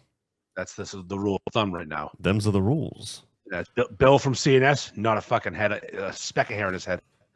Mr. fucking clean. We gotta get the razor off of fucking Matt and fucking. I told Matt, shave your head, kid. I told Matt, shave your fucking head, kid. Actually, I think his dad's kind of bald, so. Well, there you go. The Nick of Nick's roast beef is kind of bald. Excuse me, yes. Yeah, Nick's, yeah. I said Pete's, but yeah. One of the few places that the owner actually is the name. Especially as a Nick. Yeah, Nick owns Nick's Burlington and Nick's Lexington. Matt's his son. They work together. Right. Tashi loves trolling that poor kid. Well, Tashi loves trolling most poor kids. Everyone. Most poor kids. I love Tashi. She calls me dad. It's so nice. Yeah. Yeah, it's sweet. It's something. It's not weird. Anyways, not at all. Especially when your wife brings up at dinner. She's calling your dad. Yeah, listen. Not everyone has a cool dad like me. Sure. Some people, they would like me to be their dad. D-Fran, one of them. I almost adopted D-Fran back in the day. We've mentioned that many times. Yeah. Yeah, my little boy Harambe, and I'm so proud of how he's turned out. Harambe. Harambe. I haven't done it in so long. Now I miss following him around. He feels like he's now appropriate to be sent out into the wild on his own. I've released my Harambe into the wild. He's finally fully ripe. Oh, one of the times when we were working and the person had like a squash patch. Okay. Like, they have those big squash blossoms and they're going to turn into like a piece of a squash. And they had this whole spot in their yard. And I know what a garden is. Let's start there. Okay, it's a garden. I've never seen a squash patch. It's a garden. They're growing squash. But I can imagine, yeah. But Mike's working near there, and I come around the corner. Harambe's in the pumpkin patch. Look at him frolic with the melons. I mean, yeah, that was 2 years of fucking Snapchats you were sending me. I made a lot. Oh man, the only time you've ever sent me Snapchats are all Harambe. Yeah, there's a small list of people that know what we're talking about, and most don't, because I didn't usually publish them. It was just to like 25 people got on the list, and I just resend. And a lot of people didn't know who the fuck I was. They just happened to follow North Shore Beaks on Snapchat, but I knew they knew Mike. Yeah, and it's just videos of Mike, and I'm using my Australian accent. Look at him use his opposable thumbs. Then he'd yell back, "Leave me alone!" He would get so angry. The monkey's angry. He would get so angry. Why wouldn't he? He's up on a fucking ladder, and you're a dick with a fucking phone. Just filming him like he's in the Nature Channel. All right. No good way to segue out of that into. Are you going to get sued by Kelly's? Is Kelly's roast beef going to sue Andy Ferg? A little birdie told me. The man behind the North Shore Beefs community. The boom of this fucking sandwich was created on a toilet with this man taking a shit. And is Kelly's going to sue him? Do you think there would be Kelly's in Florida right now without me? I don't think so. But these motherfuckers. I mean, there might be. There might be. I mean, they want to be fucking Arby's. Yeah. Which is ironic because Arby's is actually modeled after them. Hilarious. The reason Arby's exists is because of Kelly's. The reason all of the shops exist is Kelly's, but Arby's started after Kelly's. And again, if we want to get into it, Arby is ARBY, but it's actually RB. The letters RB. It's a short for roast beef. Fuck off. It's Arby's, RBY, RB apostrophe S, and they said they spelled it out to make sense. It's roast beefs. I did not know that. Yeah, again, I know it all. I did not know that. So Kelly's, I heard through the grapevine, is very mad at me. All right. Because I went to Kelly's recently and got a beef. You did? It was dog food. Uh-huh. Low-grade dog food, if you will. Oh. And I threw the remnants after the bite of the sandwich into a dumpster. A dumpster that Yeah, we know. We don't have to rehash it. Yeah. You don't have to rehash it. I mean, listen, I didn't go there. I mean, come on, it's been in a toilet, I guess. I mean, here's the thing. I was going to throw trash in that dumpster regardless of how good the beef was. Sure. It being a bad beef made me throw more of it in that dumpster. That's where it goes. The dumpster company gave me the dumpster for free as for trade-off. For me to do a post. And I said, obviously, I need to throw something into a dumpster for this to make sense. If it was a good beef, it would have been the wrapper. I would have been fucking Larry Bird launching a fucking jump shot, being happy. Firing the wrapper into that shit, yeah. You gave me a bad beef. I'm going over the shoulder, slow motion, angry. Fuck you, Kareem. Now, did I choose Kelly's for I didn't. Yeah, I did. I chose Kelly's on purpose. Okay. I said it's been a while since I've had a Kelly's beef. We'll see how it is. Which one? Danvers drive-through. Okay. Liberty Tree beef. I ate it in the parking lot, so it wasn't like it was in the bag for an hour. I just turned. I got out of the drive-through, turned right, sat in the parking lot, reviewed it, and I kept the trash. And I went to my house and I used I threw it in the dumpster. But here's the thing: the beef was fucking gross. Yeah. It tasted like fucking dirty feet. Right. It was ice cold. The cheese was on the fucking top. The bun sucked. Not enough James fucking River. So don't sue me. Sue your fucking chef. Sue the person assembling these fucking garbage fucking sandwiches. You invented the beef in 1950 fucking 6. Yeah. How about you do it right for the first time in 30 fucking years? Do something right, because they wanted me to be involved in the future of the business. I'm not going to get into details, but there was some conversations. Unfortunately, not these people. Not these people. They ousted the guy that wanted you involved. So I can help you.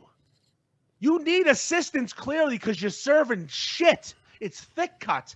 It's fucking. It's got a weird texture. Everything's cold. Everything's fucking cold. It's a hot roast beef. You invented the hot roast beef sandwich. So serve the hot roast beef sandwich.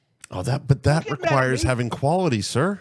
Don't get mad at me because you don't serve a hot roast beef sandwich when you invented the fucking thing. Right. So fucking annoyed with oh, you're gonna sue me? Oh, I'm the problem, not your fucking garbage food. And here's the thing: their hot dogs are elite.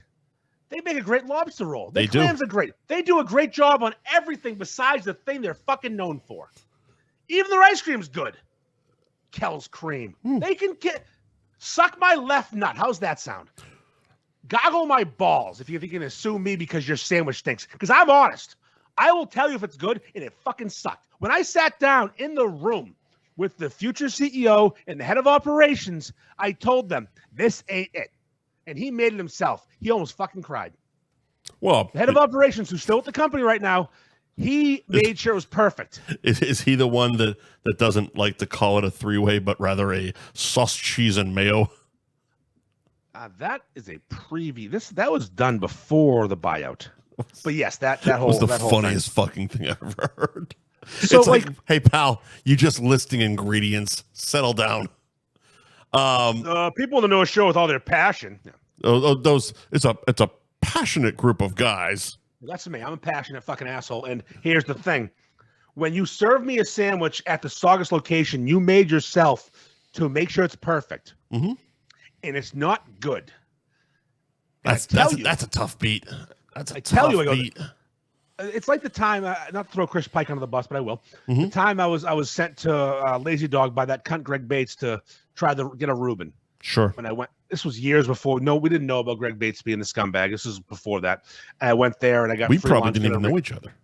No, this is way before we knew each other. Yeah. And Chris was working at the Lazy Dog. That's how long ago it was. It's been gone from there for years. So their Reuben was elite. One of the best ones I've ever had. Yeah. Again, I'm honest. And Chris walked out. He's like, I heard you love Champion steak tips. And I said, I do. I've had this conversation with him as well. Yes. And this is the first time I ever met Chris. Never met him. And he's a little bit of a squirrely dude. Like, you're not sure if he might stab you. 100%. 100%. I might stab you look in his eyes. Yep. Nice, but no. Chris is a wonderful human being, but I've had this conversation with me and him. It was about them and Doms. So he brings me out some steak tips. I want you to try these. Okay. I go, I'm going to be honest. I said, okay. I cut it. I took a bite. I said, that's really good. He goes, better than Champions? I said, nope, not even close. Not even fucking close to Champions. I'm sorry. I am going to be honest with you. Right. Don't ask. Do not ask me a question. I don't lie. Right. So to hear that I might get, they might sue me. That's hilarious. Because of an opinion on your shit fucking food. Here's the thing. Wouldn't that be the best fucking thing to happen? I mean, Christ, this show, the fact that we're a quote unquote food show wouldn't exist if there wasn't a threat of a lawsuit. Imagine the fucking cult status hero vibes you would fucking get if Kelly's decided to sue Andy Ferg. Let's paint a headline for a second. Local food reviewer sued for honest review. Wow. Local food reviewer with a reach you don't want to fuck with. And Andy Ferg's head grew 3 sizes that day. It's just funny. Like, I would love that testimony. I would fucking love that testimony. Fucking, did you, Mr. Ferg, did you throw their sandwich in a dumpster? Yes, I did. Isn't that where trash belongs? That's right. Again, also, wow. Why would you want this fight? Why would you vocalize that to anybody? Now, again, even if it was even a thought, it was probably an angry thought set out of emotion. I get it. You're a thorn in their fucking side because they do shit beef, and you've elevated the beef in the fucking area to the point that they're almost obsolete. Oh, they're not almost. They are literally working off of nothing but nostalgia. Yeah, old people. Their clientele will be dead soon. But that's just it. I was gonna say they are our parents' fucking beef. That's it. That's it. I give 10 years tops, and that's generous. Unless they blow up in Florida. Here's the thing. I'm rooting for them to blow up in Florida. I told the fucking almost future CEO I would go to every fucking neighborhood that has an Arby's and open a Kelly's roast beef and put them out of fucking business. McDonald's to Burger King. Yes, 10 times better sandwiches. But I'm an honest motherfucker. I want them to do well in Florida. I want them to go to Arizona and South Carolina. Yeah! Wherever they go, someone else will follow and emulate what they're doing because they're going to create a market. And I'm thinking about the national, and I don't get a fucking thing for this. The national expansion brand of North Shore beefs. And all that means is followers for me. Maybe they'd buy a t-shirt. 100%.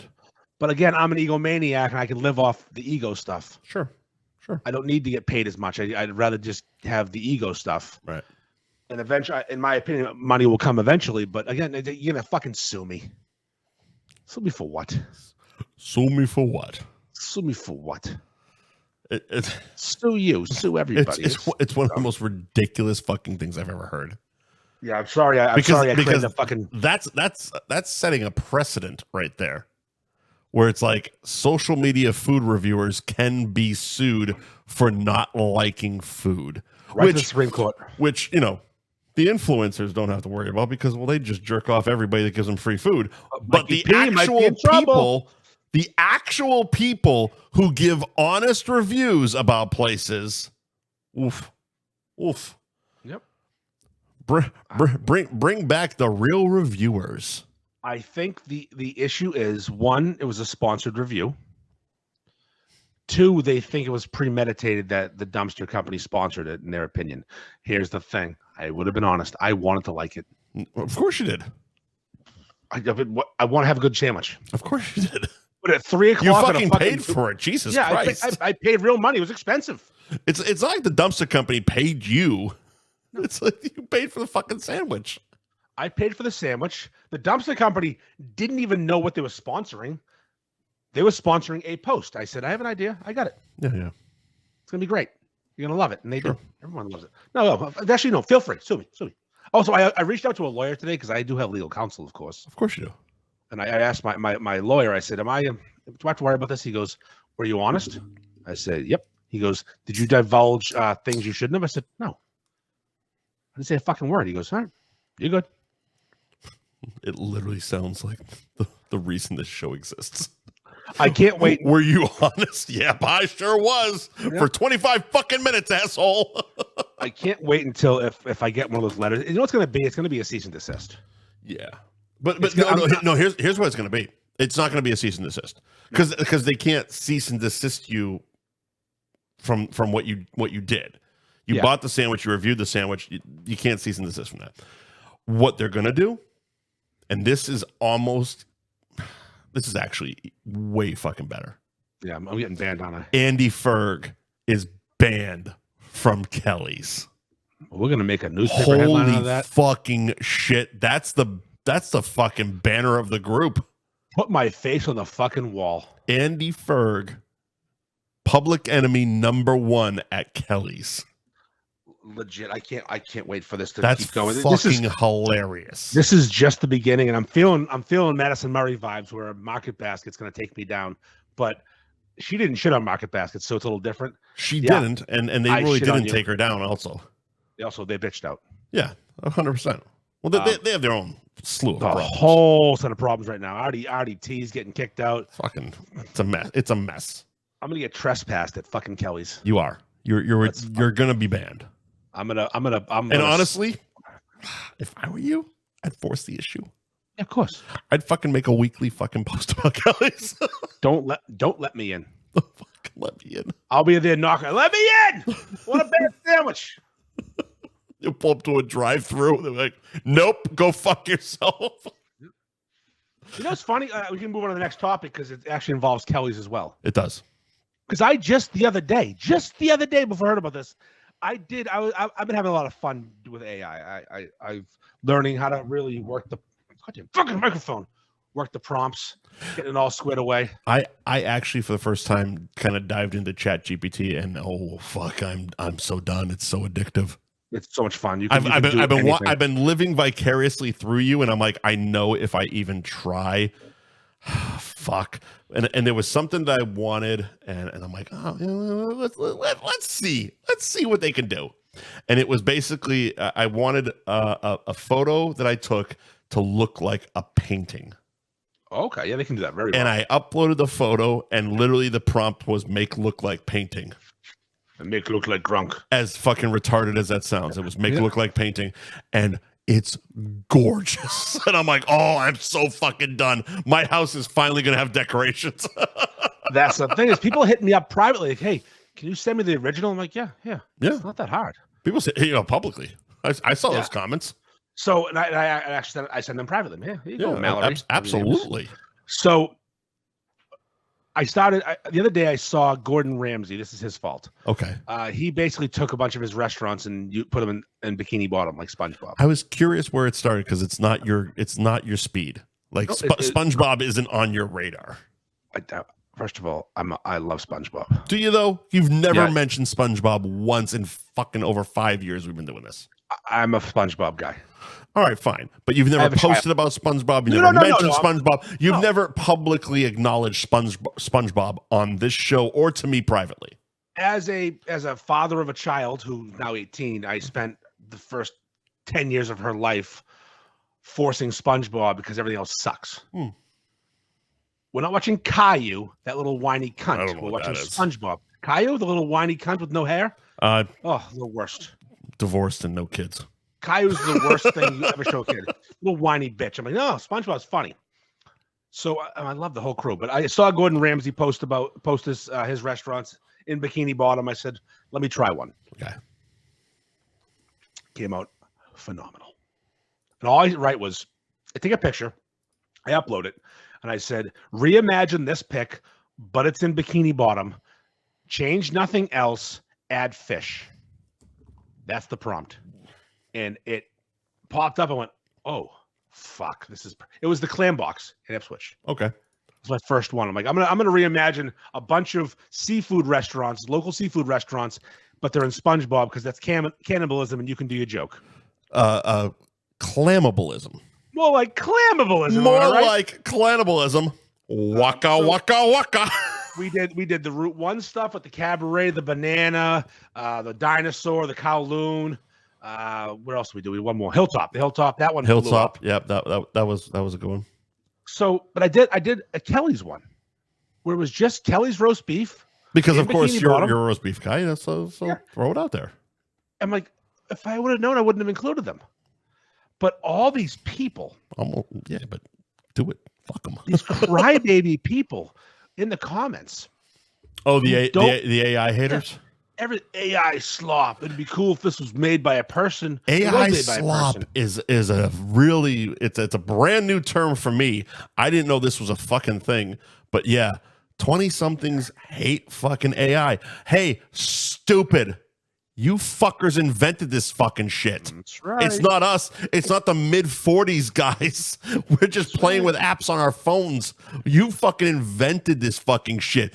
What the because it was all the hate comments were all 20-somethings. Everyone that was like, that's fucking awesome. All 40s. Because it is fucking awesome. It is fucking it's fucking hilarious. You think I'm not going to print all these pictures and litter my walls with them? Of course you are. I mean, it's gotten a little annoying at this point. I'm going to stop. And I got requests today, so I decided to go with the old school shops that are gone now. So I went with Riley's, Full of Bowl, Beachmont, Buzzies, and there's one more. I don't know. I loved. Oh, Big Fred's. But you also started doing The Simpsons. Yeah, so now I'm on The Simpsons. Yep. And Beachmont I fucking loved. It came out so good, so fucking clean, and looks it's. I know you're submitting photos to have it be photographically accurate, but I'm like, oh, that's fucking Beachmont. Like even the Full of Bull one, it's like, oh my god, that's fucking Full of Bull. So what I I'm haven't doing seen a is front of Full of Bull in fucking forever. I'm either going to Google Earth if it still exists, or I'm going to Google Images and finding it. It takes a while to find the right picture. Right. But the key is to say change nothing else after you give it some extras. Yeah. Make it Simpsons. It's in Springfield. The cloud. It's always the clouds. You can see it happen in the clouds. I'm like, oh, there it comes. There we go. That's a Springfield cloud. That's a cloud, and they are awesome. I don't care if you don't like it. I love it. That fucking Beachmont roast beef is just it's fucking awesome. I mean, first of all, I mean, it's one of those things. It's like you grow up going there, and for years when I lived in Winthrop, it's like that's where I went for fucking beef, and it was like, oh man, that's fucking Beachmont right there. Jesus Christ, in The Simpsons.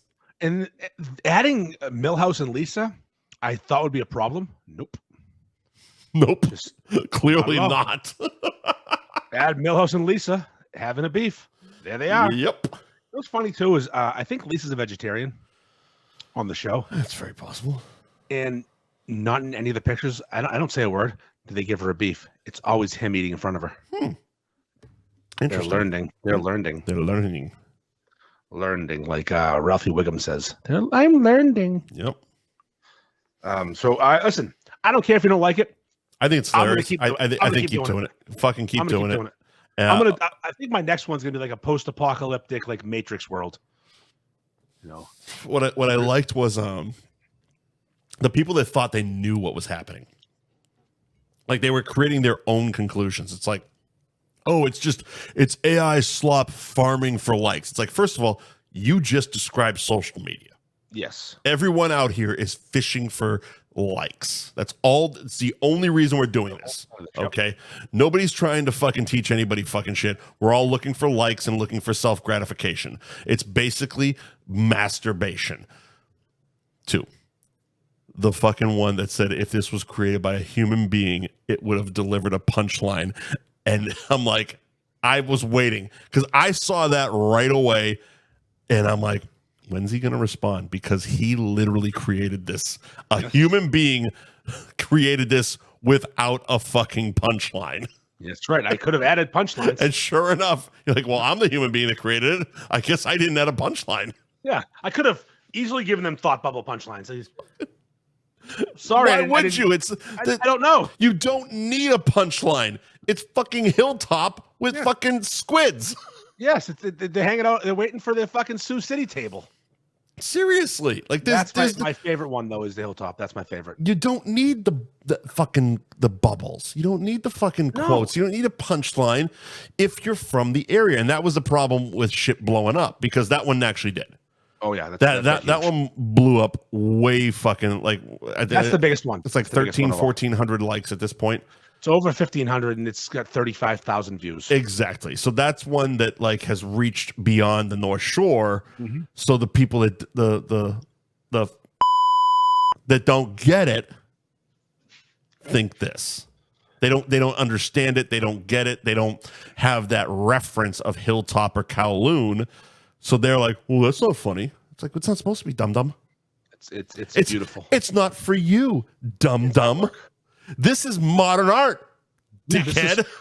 This is the Hilltop, a place we grew up going to. You created this art form, and now we're fucking taking it over. But like, it's reimagined in Bikini Bottom with fish waiting out. It's a fucking modern art, man. Seriously, and the quality of the fish people are fantastic. Like the fact that the Golden Banana has the most fucking trashy people is fucking hilarious. Stuff like that makes me laugh because I didn't tell it to do that. No, of course you didn't. It just read the room, for lack of a better idea. The Cabaret looked a little classy. Chill dudes out front. The Golden Banana had complete trash. Couple chill dudes smoking butts, and fucking Banana looked like fucking haggard assholes. Yeah, no, that Hilltop is. Well, I was so happy when I did that. I'm like, yeah. Oh my God, this is possible. I can really fucking go crazy here. This is wonderful. I mean, Bob's Burgers, Family Guy, they got to be coming. Oh, of course they are. Of course they are. We're not gonna stop. No. And if making AI cartoons, especially because people hate it, it's almost more fun. Yeah, no. It's like, oh, okay, well, bring it on because we're also getting a lot of fucking followers, a lot of traction, a lot of interaction. Before we jump to the next thing, let's do the rest of the ads here. Yeah, let's do it. Speaking of the Cabaret, the world famous Cabaret Lounge, Route 1 South in Peabody. That's 96 Newbury Street in Peabody. If you're entering into your GPS or Uber, 96 Newbury Street in Peabody for the Cabaret Lounge. Open 7 days a week till 1 o'clock in the morning. Of course, there's social media, which their most recent picture does feature your AI fucking bikini bottom picture at the Cabaret, at Cabaret Lounge Peabody. Follow the Cabaret Lounge, and you should be seeing your boys there later on in the summer. We have to actually pick them. We have to pick a date. Lawrence wants us to. I have it already. I know. I know exactly the day. What is it? Let's see. It's big announcement. Let's see. I'm gonna go there. Day before my birthday, July 22nd. July 22nd, year of your Lord, 2025. Yep. Day before my birthday, July 22nd. Will be the next date. July 22nd. I'll put it in the comments. Yep. Fucking A. July 22nd, 2025 is the next expected live show. F-Buddy show at the Cabaret Lounge. Hopefully I get some sleep the night before so I'm not as moody as a cunt as I was. Listen, you can be whatever you want to be. We're all here for you, pal. I appreciate that. Thank you to Jamie's Roast Beef, 44 Magin Street in Peabody. Let's see. They are open 7 days a week, 11 a.m. till 9 p.m. You can find them online, jamiesroastbeef.com, where you can sign up for the beefy rewards. Every 10 visits earns you $5 off your next visit. And, of course, excuse me, hit them up on the gram at Jamie's Roast Beef. What day of the week is July 22nd? A Tuesday? Thursday? Tuesday. Okay, good. I like Tuesdays. We like Tuesdays. We like Tuesdays.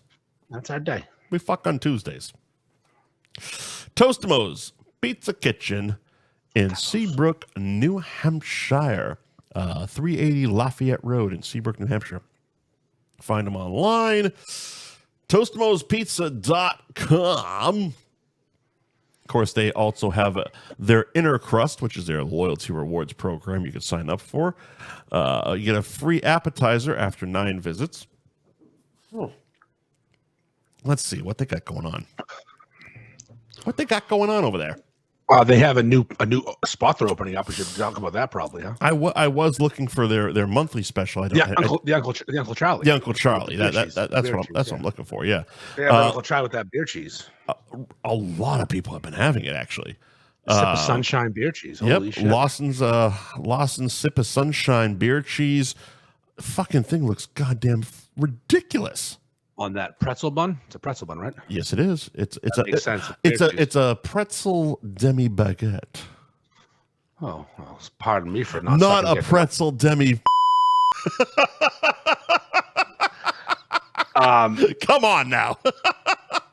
But no. You killed it. We definitely should mention though that they are opening a second location, Michael. They are. It was announced earlier today, actually. Yep.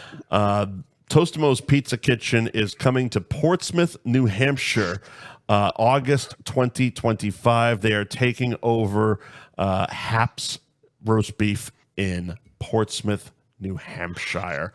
They're bringing all their pizza, all their beers, and all their beefs to Portsmouth at Hap's, which is it's fucking fantastic and goddamn lucky for the people of Portsmouth, New Hampshire. I was going to say that's big for the community, yeah, because Hap's was a good place, and it is. It could have been bought by a shithole, and they're getting bought by Tostimo's, which is going to bring elite final 8 beefs to the party. So this is also the reveal of our conversation from I think it was a week ago, because remember when Hap said a family is buying this fucking place, and we were guessing all the different places, and I don't think Tostimo's was one of the guesses.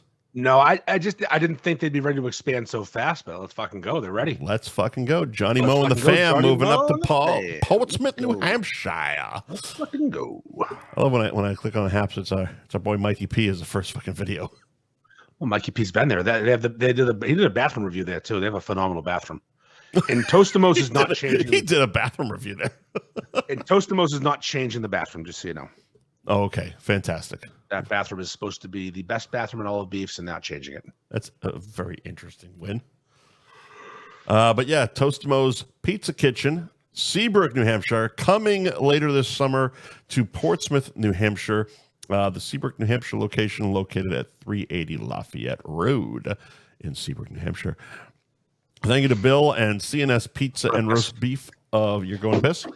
Okay. Thank you to Bill of CNS Pizza and Roast Beef of Pepperell. They are located 55 Main Street in Pepperell. Closed on Mondays. Rest of the week, they are open 11 to 8 p.m. You can find their website, mycandspizza.com, and their Instagram at CANDS_pizza. Let's see. They were closed last week, but yeah, they're back open actually today. There we go. They are opening. They opened back up today for your beefing pleasure.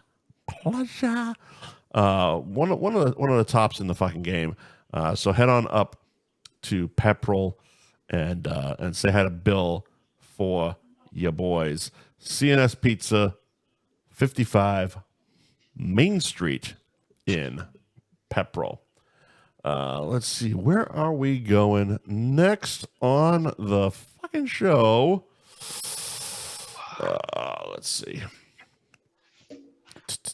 Oh, I don't have my rundown in front of me. Oh, good. Where are we going next, Andy? What? Where are we? I didn't have my rundown in front of me while I was wrapping it up. Where are we going next? We're going to do a couple of the weeks. We're going to do Chirp of the Week next. All right, let me see where that is on the rundown. So are we skipping Stupid Rich and Hangovers? Yeah. We'll deal with that next week. All right, let's see. So we're moving on to... one more read, too, for our new sponsor. Oh, we got some new sponsors, kid. We got a new sponsor. We got Choo obviously doing the scroll. The scroll, but we have a new sponsor too, which just joined today. All right. So chirp o the week. So Grimace, loyal listener. Yep. His name is not Grimace, but he goes by Grimace.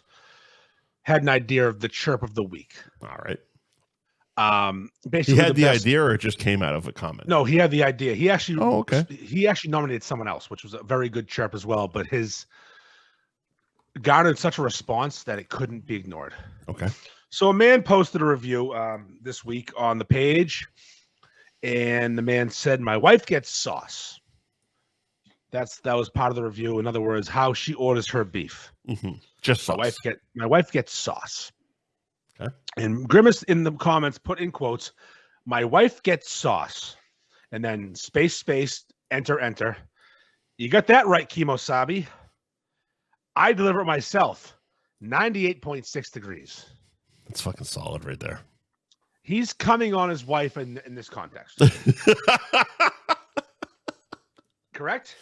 In the context of this very, very well-worded quote, because we're all trying to avoid going to Facebook jail, yeah, he's jizzing on your wife's face. The man took exception and threatened to kill him. Okay, we'll flip the screen. He here. pulled out a comment from Goodwill Hunting. I will end you, Chief. I will end you, Chief. I'm going to read this one.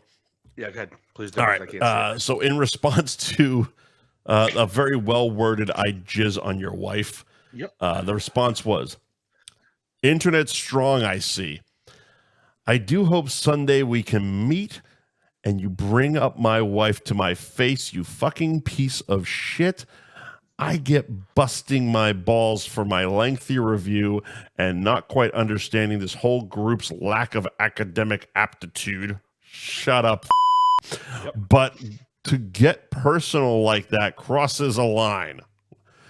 Which line? The line across your wife's chest of my jizz. Oh! I will end you. I will fucking end you, Chief.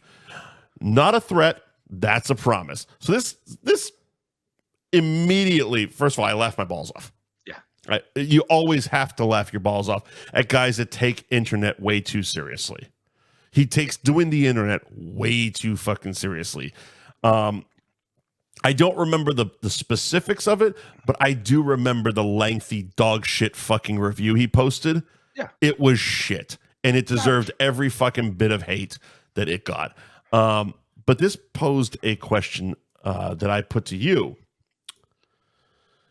Internet tough guys, a.k.a. what we used to call in the 80s, telephone tough guys, yep. Or the meet me in real life. Settle down. Because you've had these experiences. Oh, many times. I'm getting stalked and murdered every week, according to these people. I'm a technically internet tough guy because I say things on the internet that I'm not ready to. My mouth's writing checks my body can't cash. I think even bigger technical. I don't even live in the state, and I talk shit. So I'm definitely the pussy in this whole situation. But listen, my name isn't my name. According to my Facebook profile, I live in Indonesia. But Fair. I have been doxxed. Okay. By people. I have been concerned for my life. Sure. I was concerned on fucking Sunday that someone might be there with a fucking gun. People hate me. Yeah. Best beef in Nashville is Zoe's place. What a dumb question. They have Zoe's and Arby's. Fuck off. Answering Instagram comments. Okay. But internet tough guys, I'm not being tough though. I'm just having fun. Right. I'm making jokes. And if you're so fucking sensitive, you want to respond with meet me at the fucking park and we'll fight. Meet me in the parking lot. First of all, you're not going to show up. I've tested these people. Sure. I got a telephone tough guy years ago working at Sears. I'm going to come down to Sears and beat the fuck out of you for making my family car more safe. Yeah. Okay, I get off at 9. Yep. I'm pretty tall. You'll see me. There was I sent you the Gillian Keeves fucking YouTube clip of the grill sergeant. Yep. In that same second run of those YouTube bits, There was one on an airplane where they were going down. And, I've seen that one. And everybody's panicking, and Shane starts fucking calling up an auto dealership or something, be like, yeah, motherfucker, I'm not paying the bill, and I'm going to show up in 15 minutes, motherfucker. You better be fucking ready. You better start stretching, bitch. And first of all, you better start stretching, bitch, is one of the funniest threats ever. Great line. But that's what it is. That's exactly what it is. It's a veiled fucking threat that you're not going to follow through with, that most of these fucking aren't going to follow through with. It's a fact. It's a fact. So to conclude, though, the chirp of the week this week goes to Grimace. Oh, fantastic. Who has enlightened the contest, who's invented the contest. Yep. And to get a man to send you a death threat is you've done your job without even being that mean. It really wasn't. It was, in the grand scheme of the beef group, that was super light. Yeah. 98.6 degrees. Maybe he was talking about the band. No. He was talking about coming on his wife. Oh, fine. All right, before we do the next thing, I want to do an ad. Possibly in his wife. I want to do an ad before we move on. So I don't want to forget. Oh, okay. We have a new sponsor. Can you sound the alarm? Yeah, I sure can. New sponsor. Our newest sponsor to this podcast. This is real. Don't think we're pretending. They reached out and they're paying us money. Yep. White Guy Landscaping. There we go. Newest sponsor of the F Buddies podcast, White Guy Landscaping. Mm-hmm. And they sent me something to read, obviously, because these people send reads. I appreciate when reads are sent. I mean, we had it with the great Vinny Favorito, and now once again with White Guy Landscaping. Oh, don't forget Juchu. They write the Juchu writes the best copy. Clear up. Mm-mm. And now that all those pesky immigrants are deported, it's time to hire the real pros at White Guy Landscaping. Mm-hmm. With their cracker jack crew of whites, your lawn is sure to look terrible most of the time. Will they show up? Probably not. But if they do, you'll see a dream team of Caucasians. Barry, the owner, is a recovering alcoholic who still drinks a ton, but only in the morning. Most landscapers are. He naps in the work truck from 2 to 5 to sober up so his wife doesn't find out. He loves to scream at the man in charge of whacking those weeds, Tyler.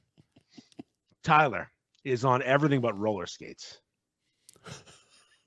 He loves to start his day around 10 a.m. with a few bong rips, then peppers in a little meth at noon. They call that buzz maintenance. Mm-hmm.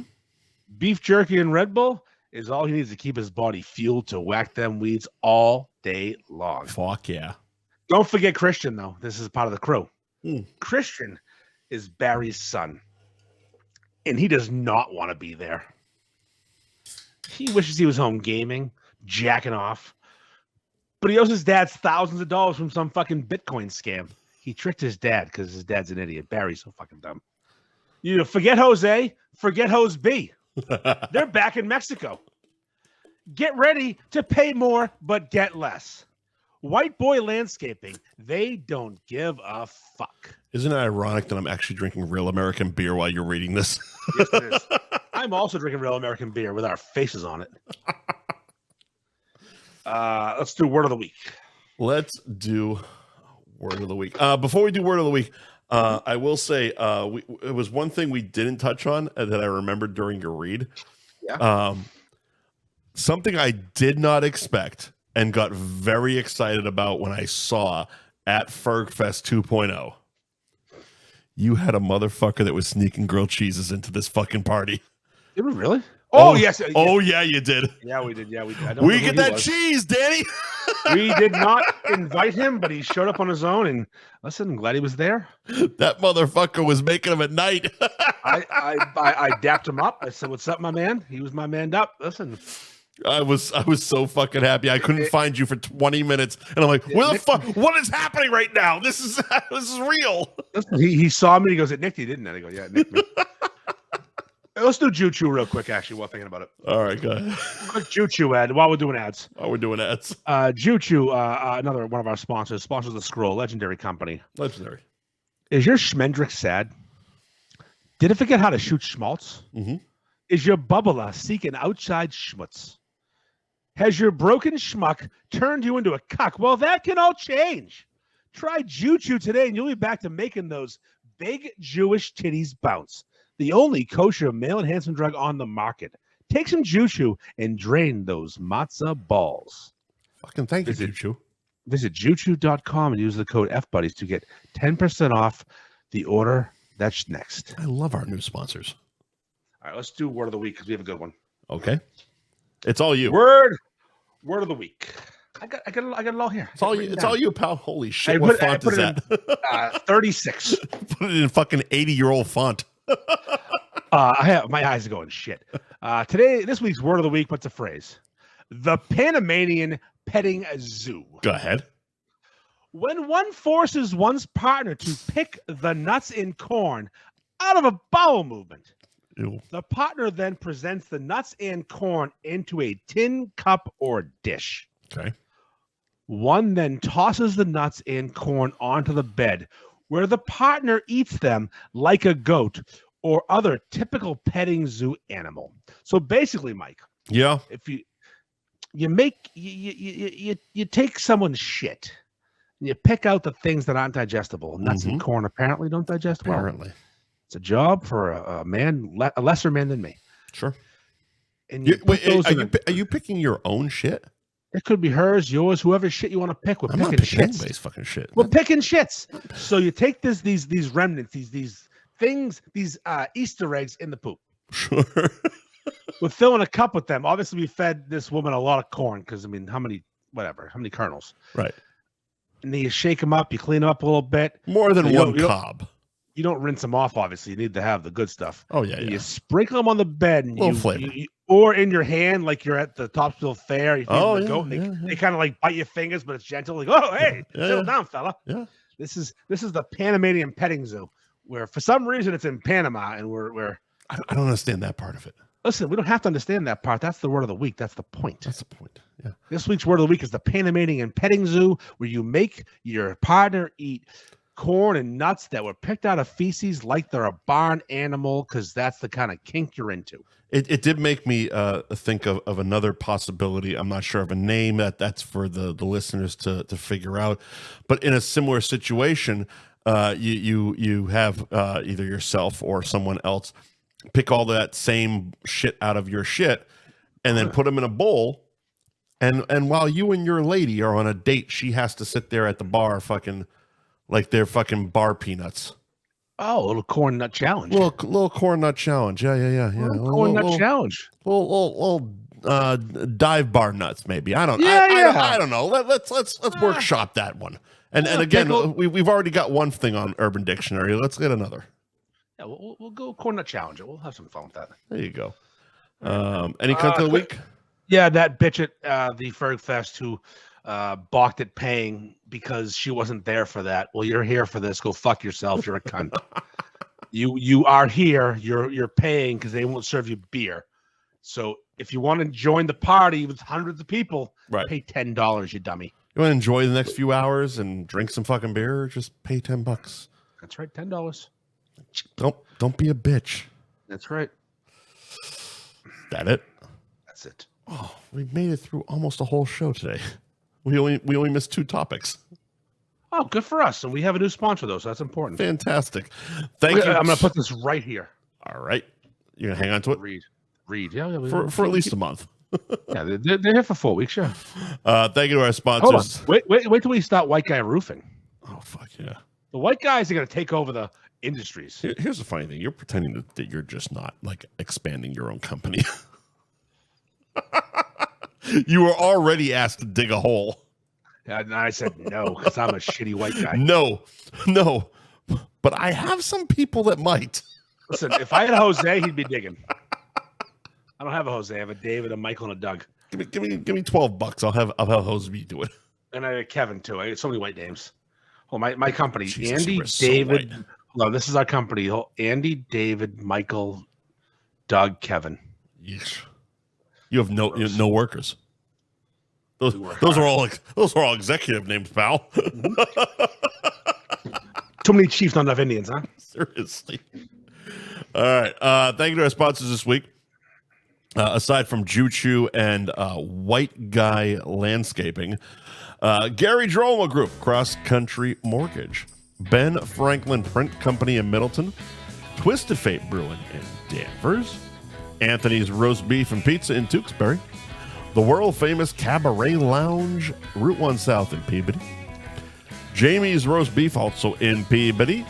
Tostimo's Pizza Kitchen in Seabrook, New Hampshire, coming soon to Portsmouth, New Hampshire. Oh, yeah. And CNS Pizza and Roast Beef in Pepperell, open back up for business today. Thank you to our sponsors. See you next Tuesday. Andy, anything else? I'm done. Fuck this place.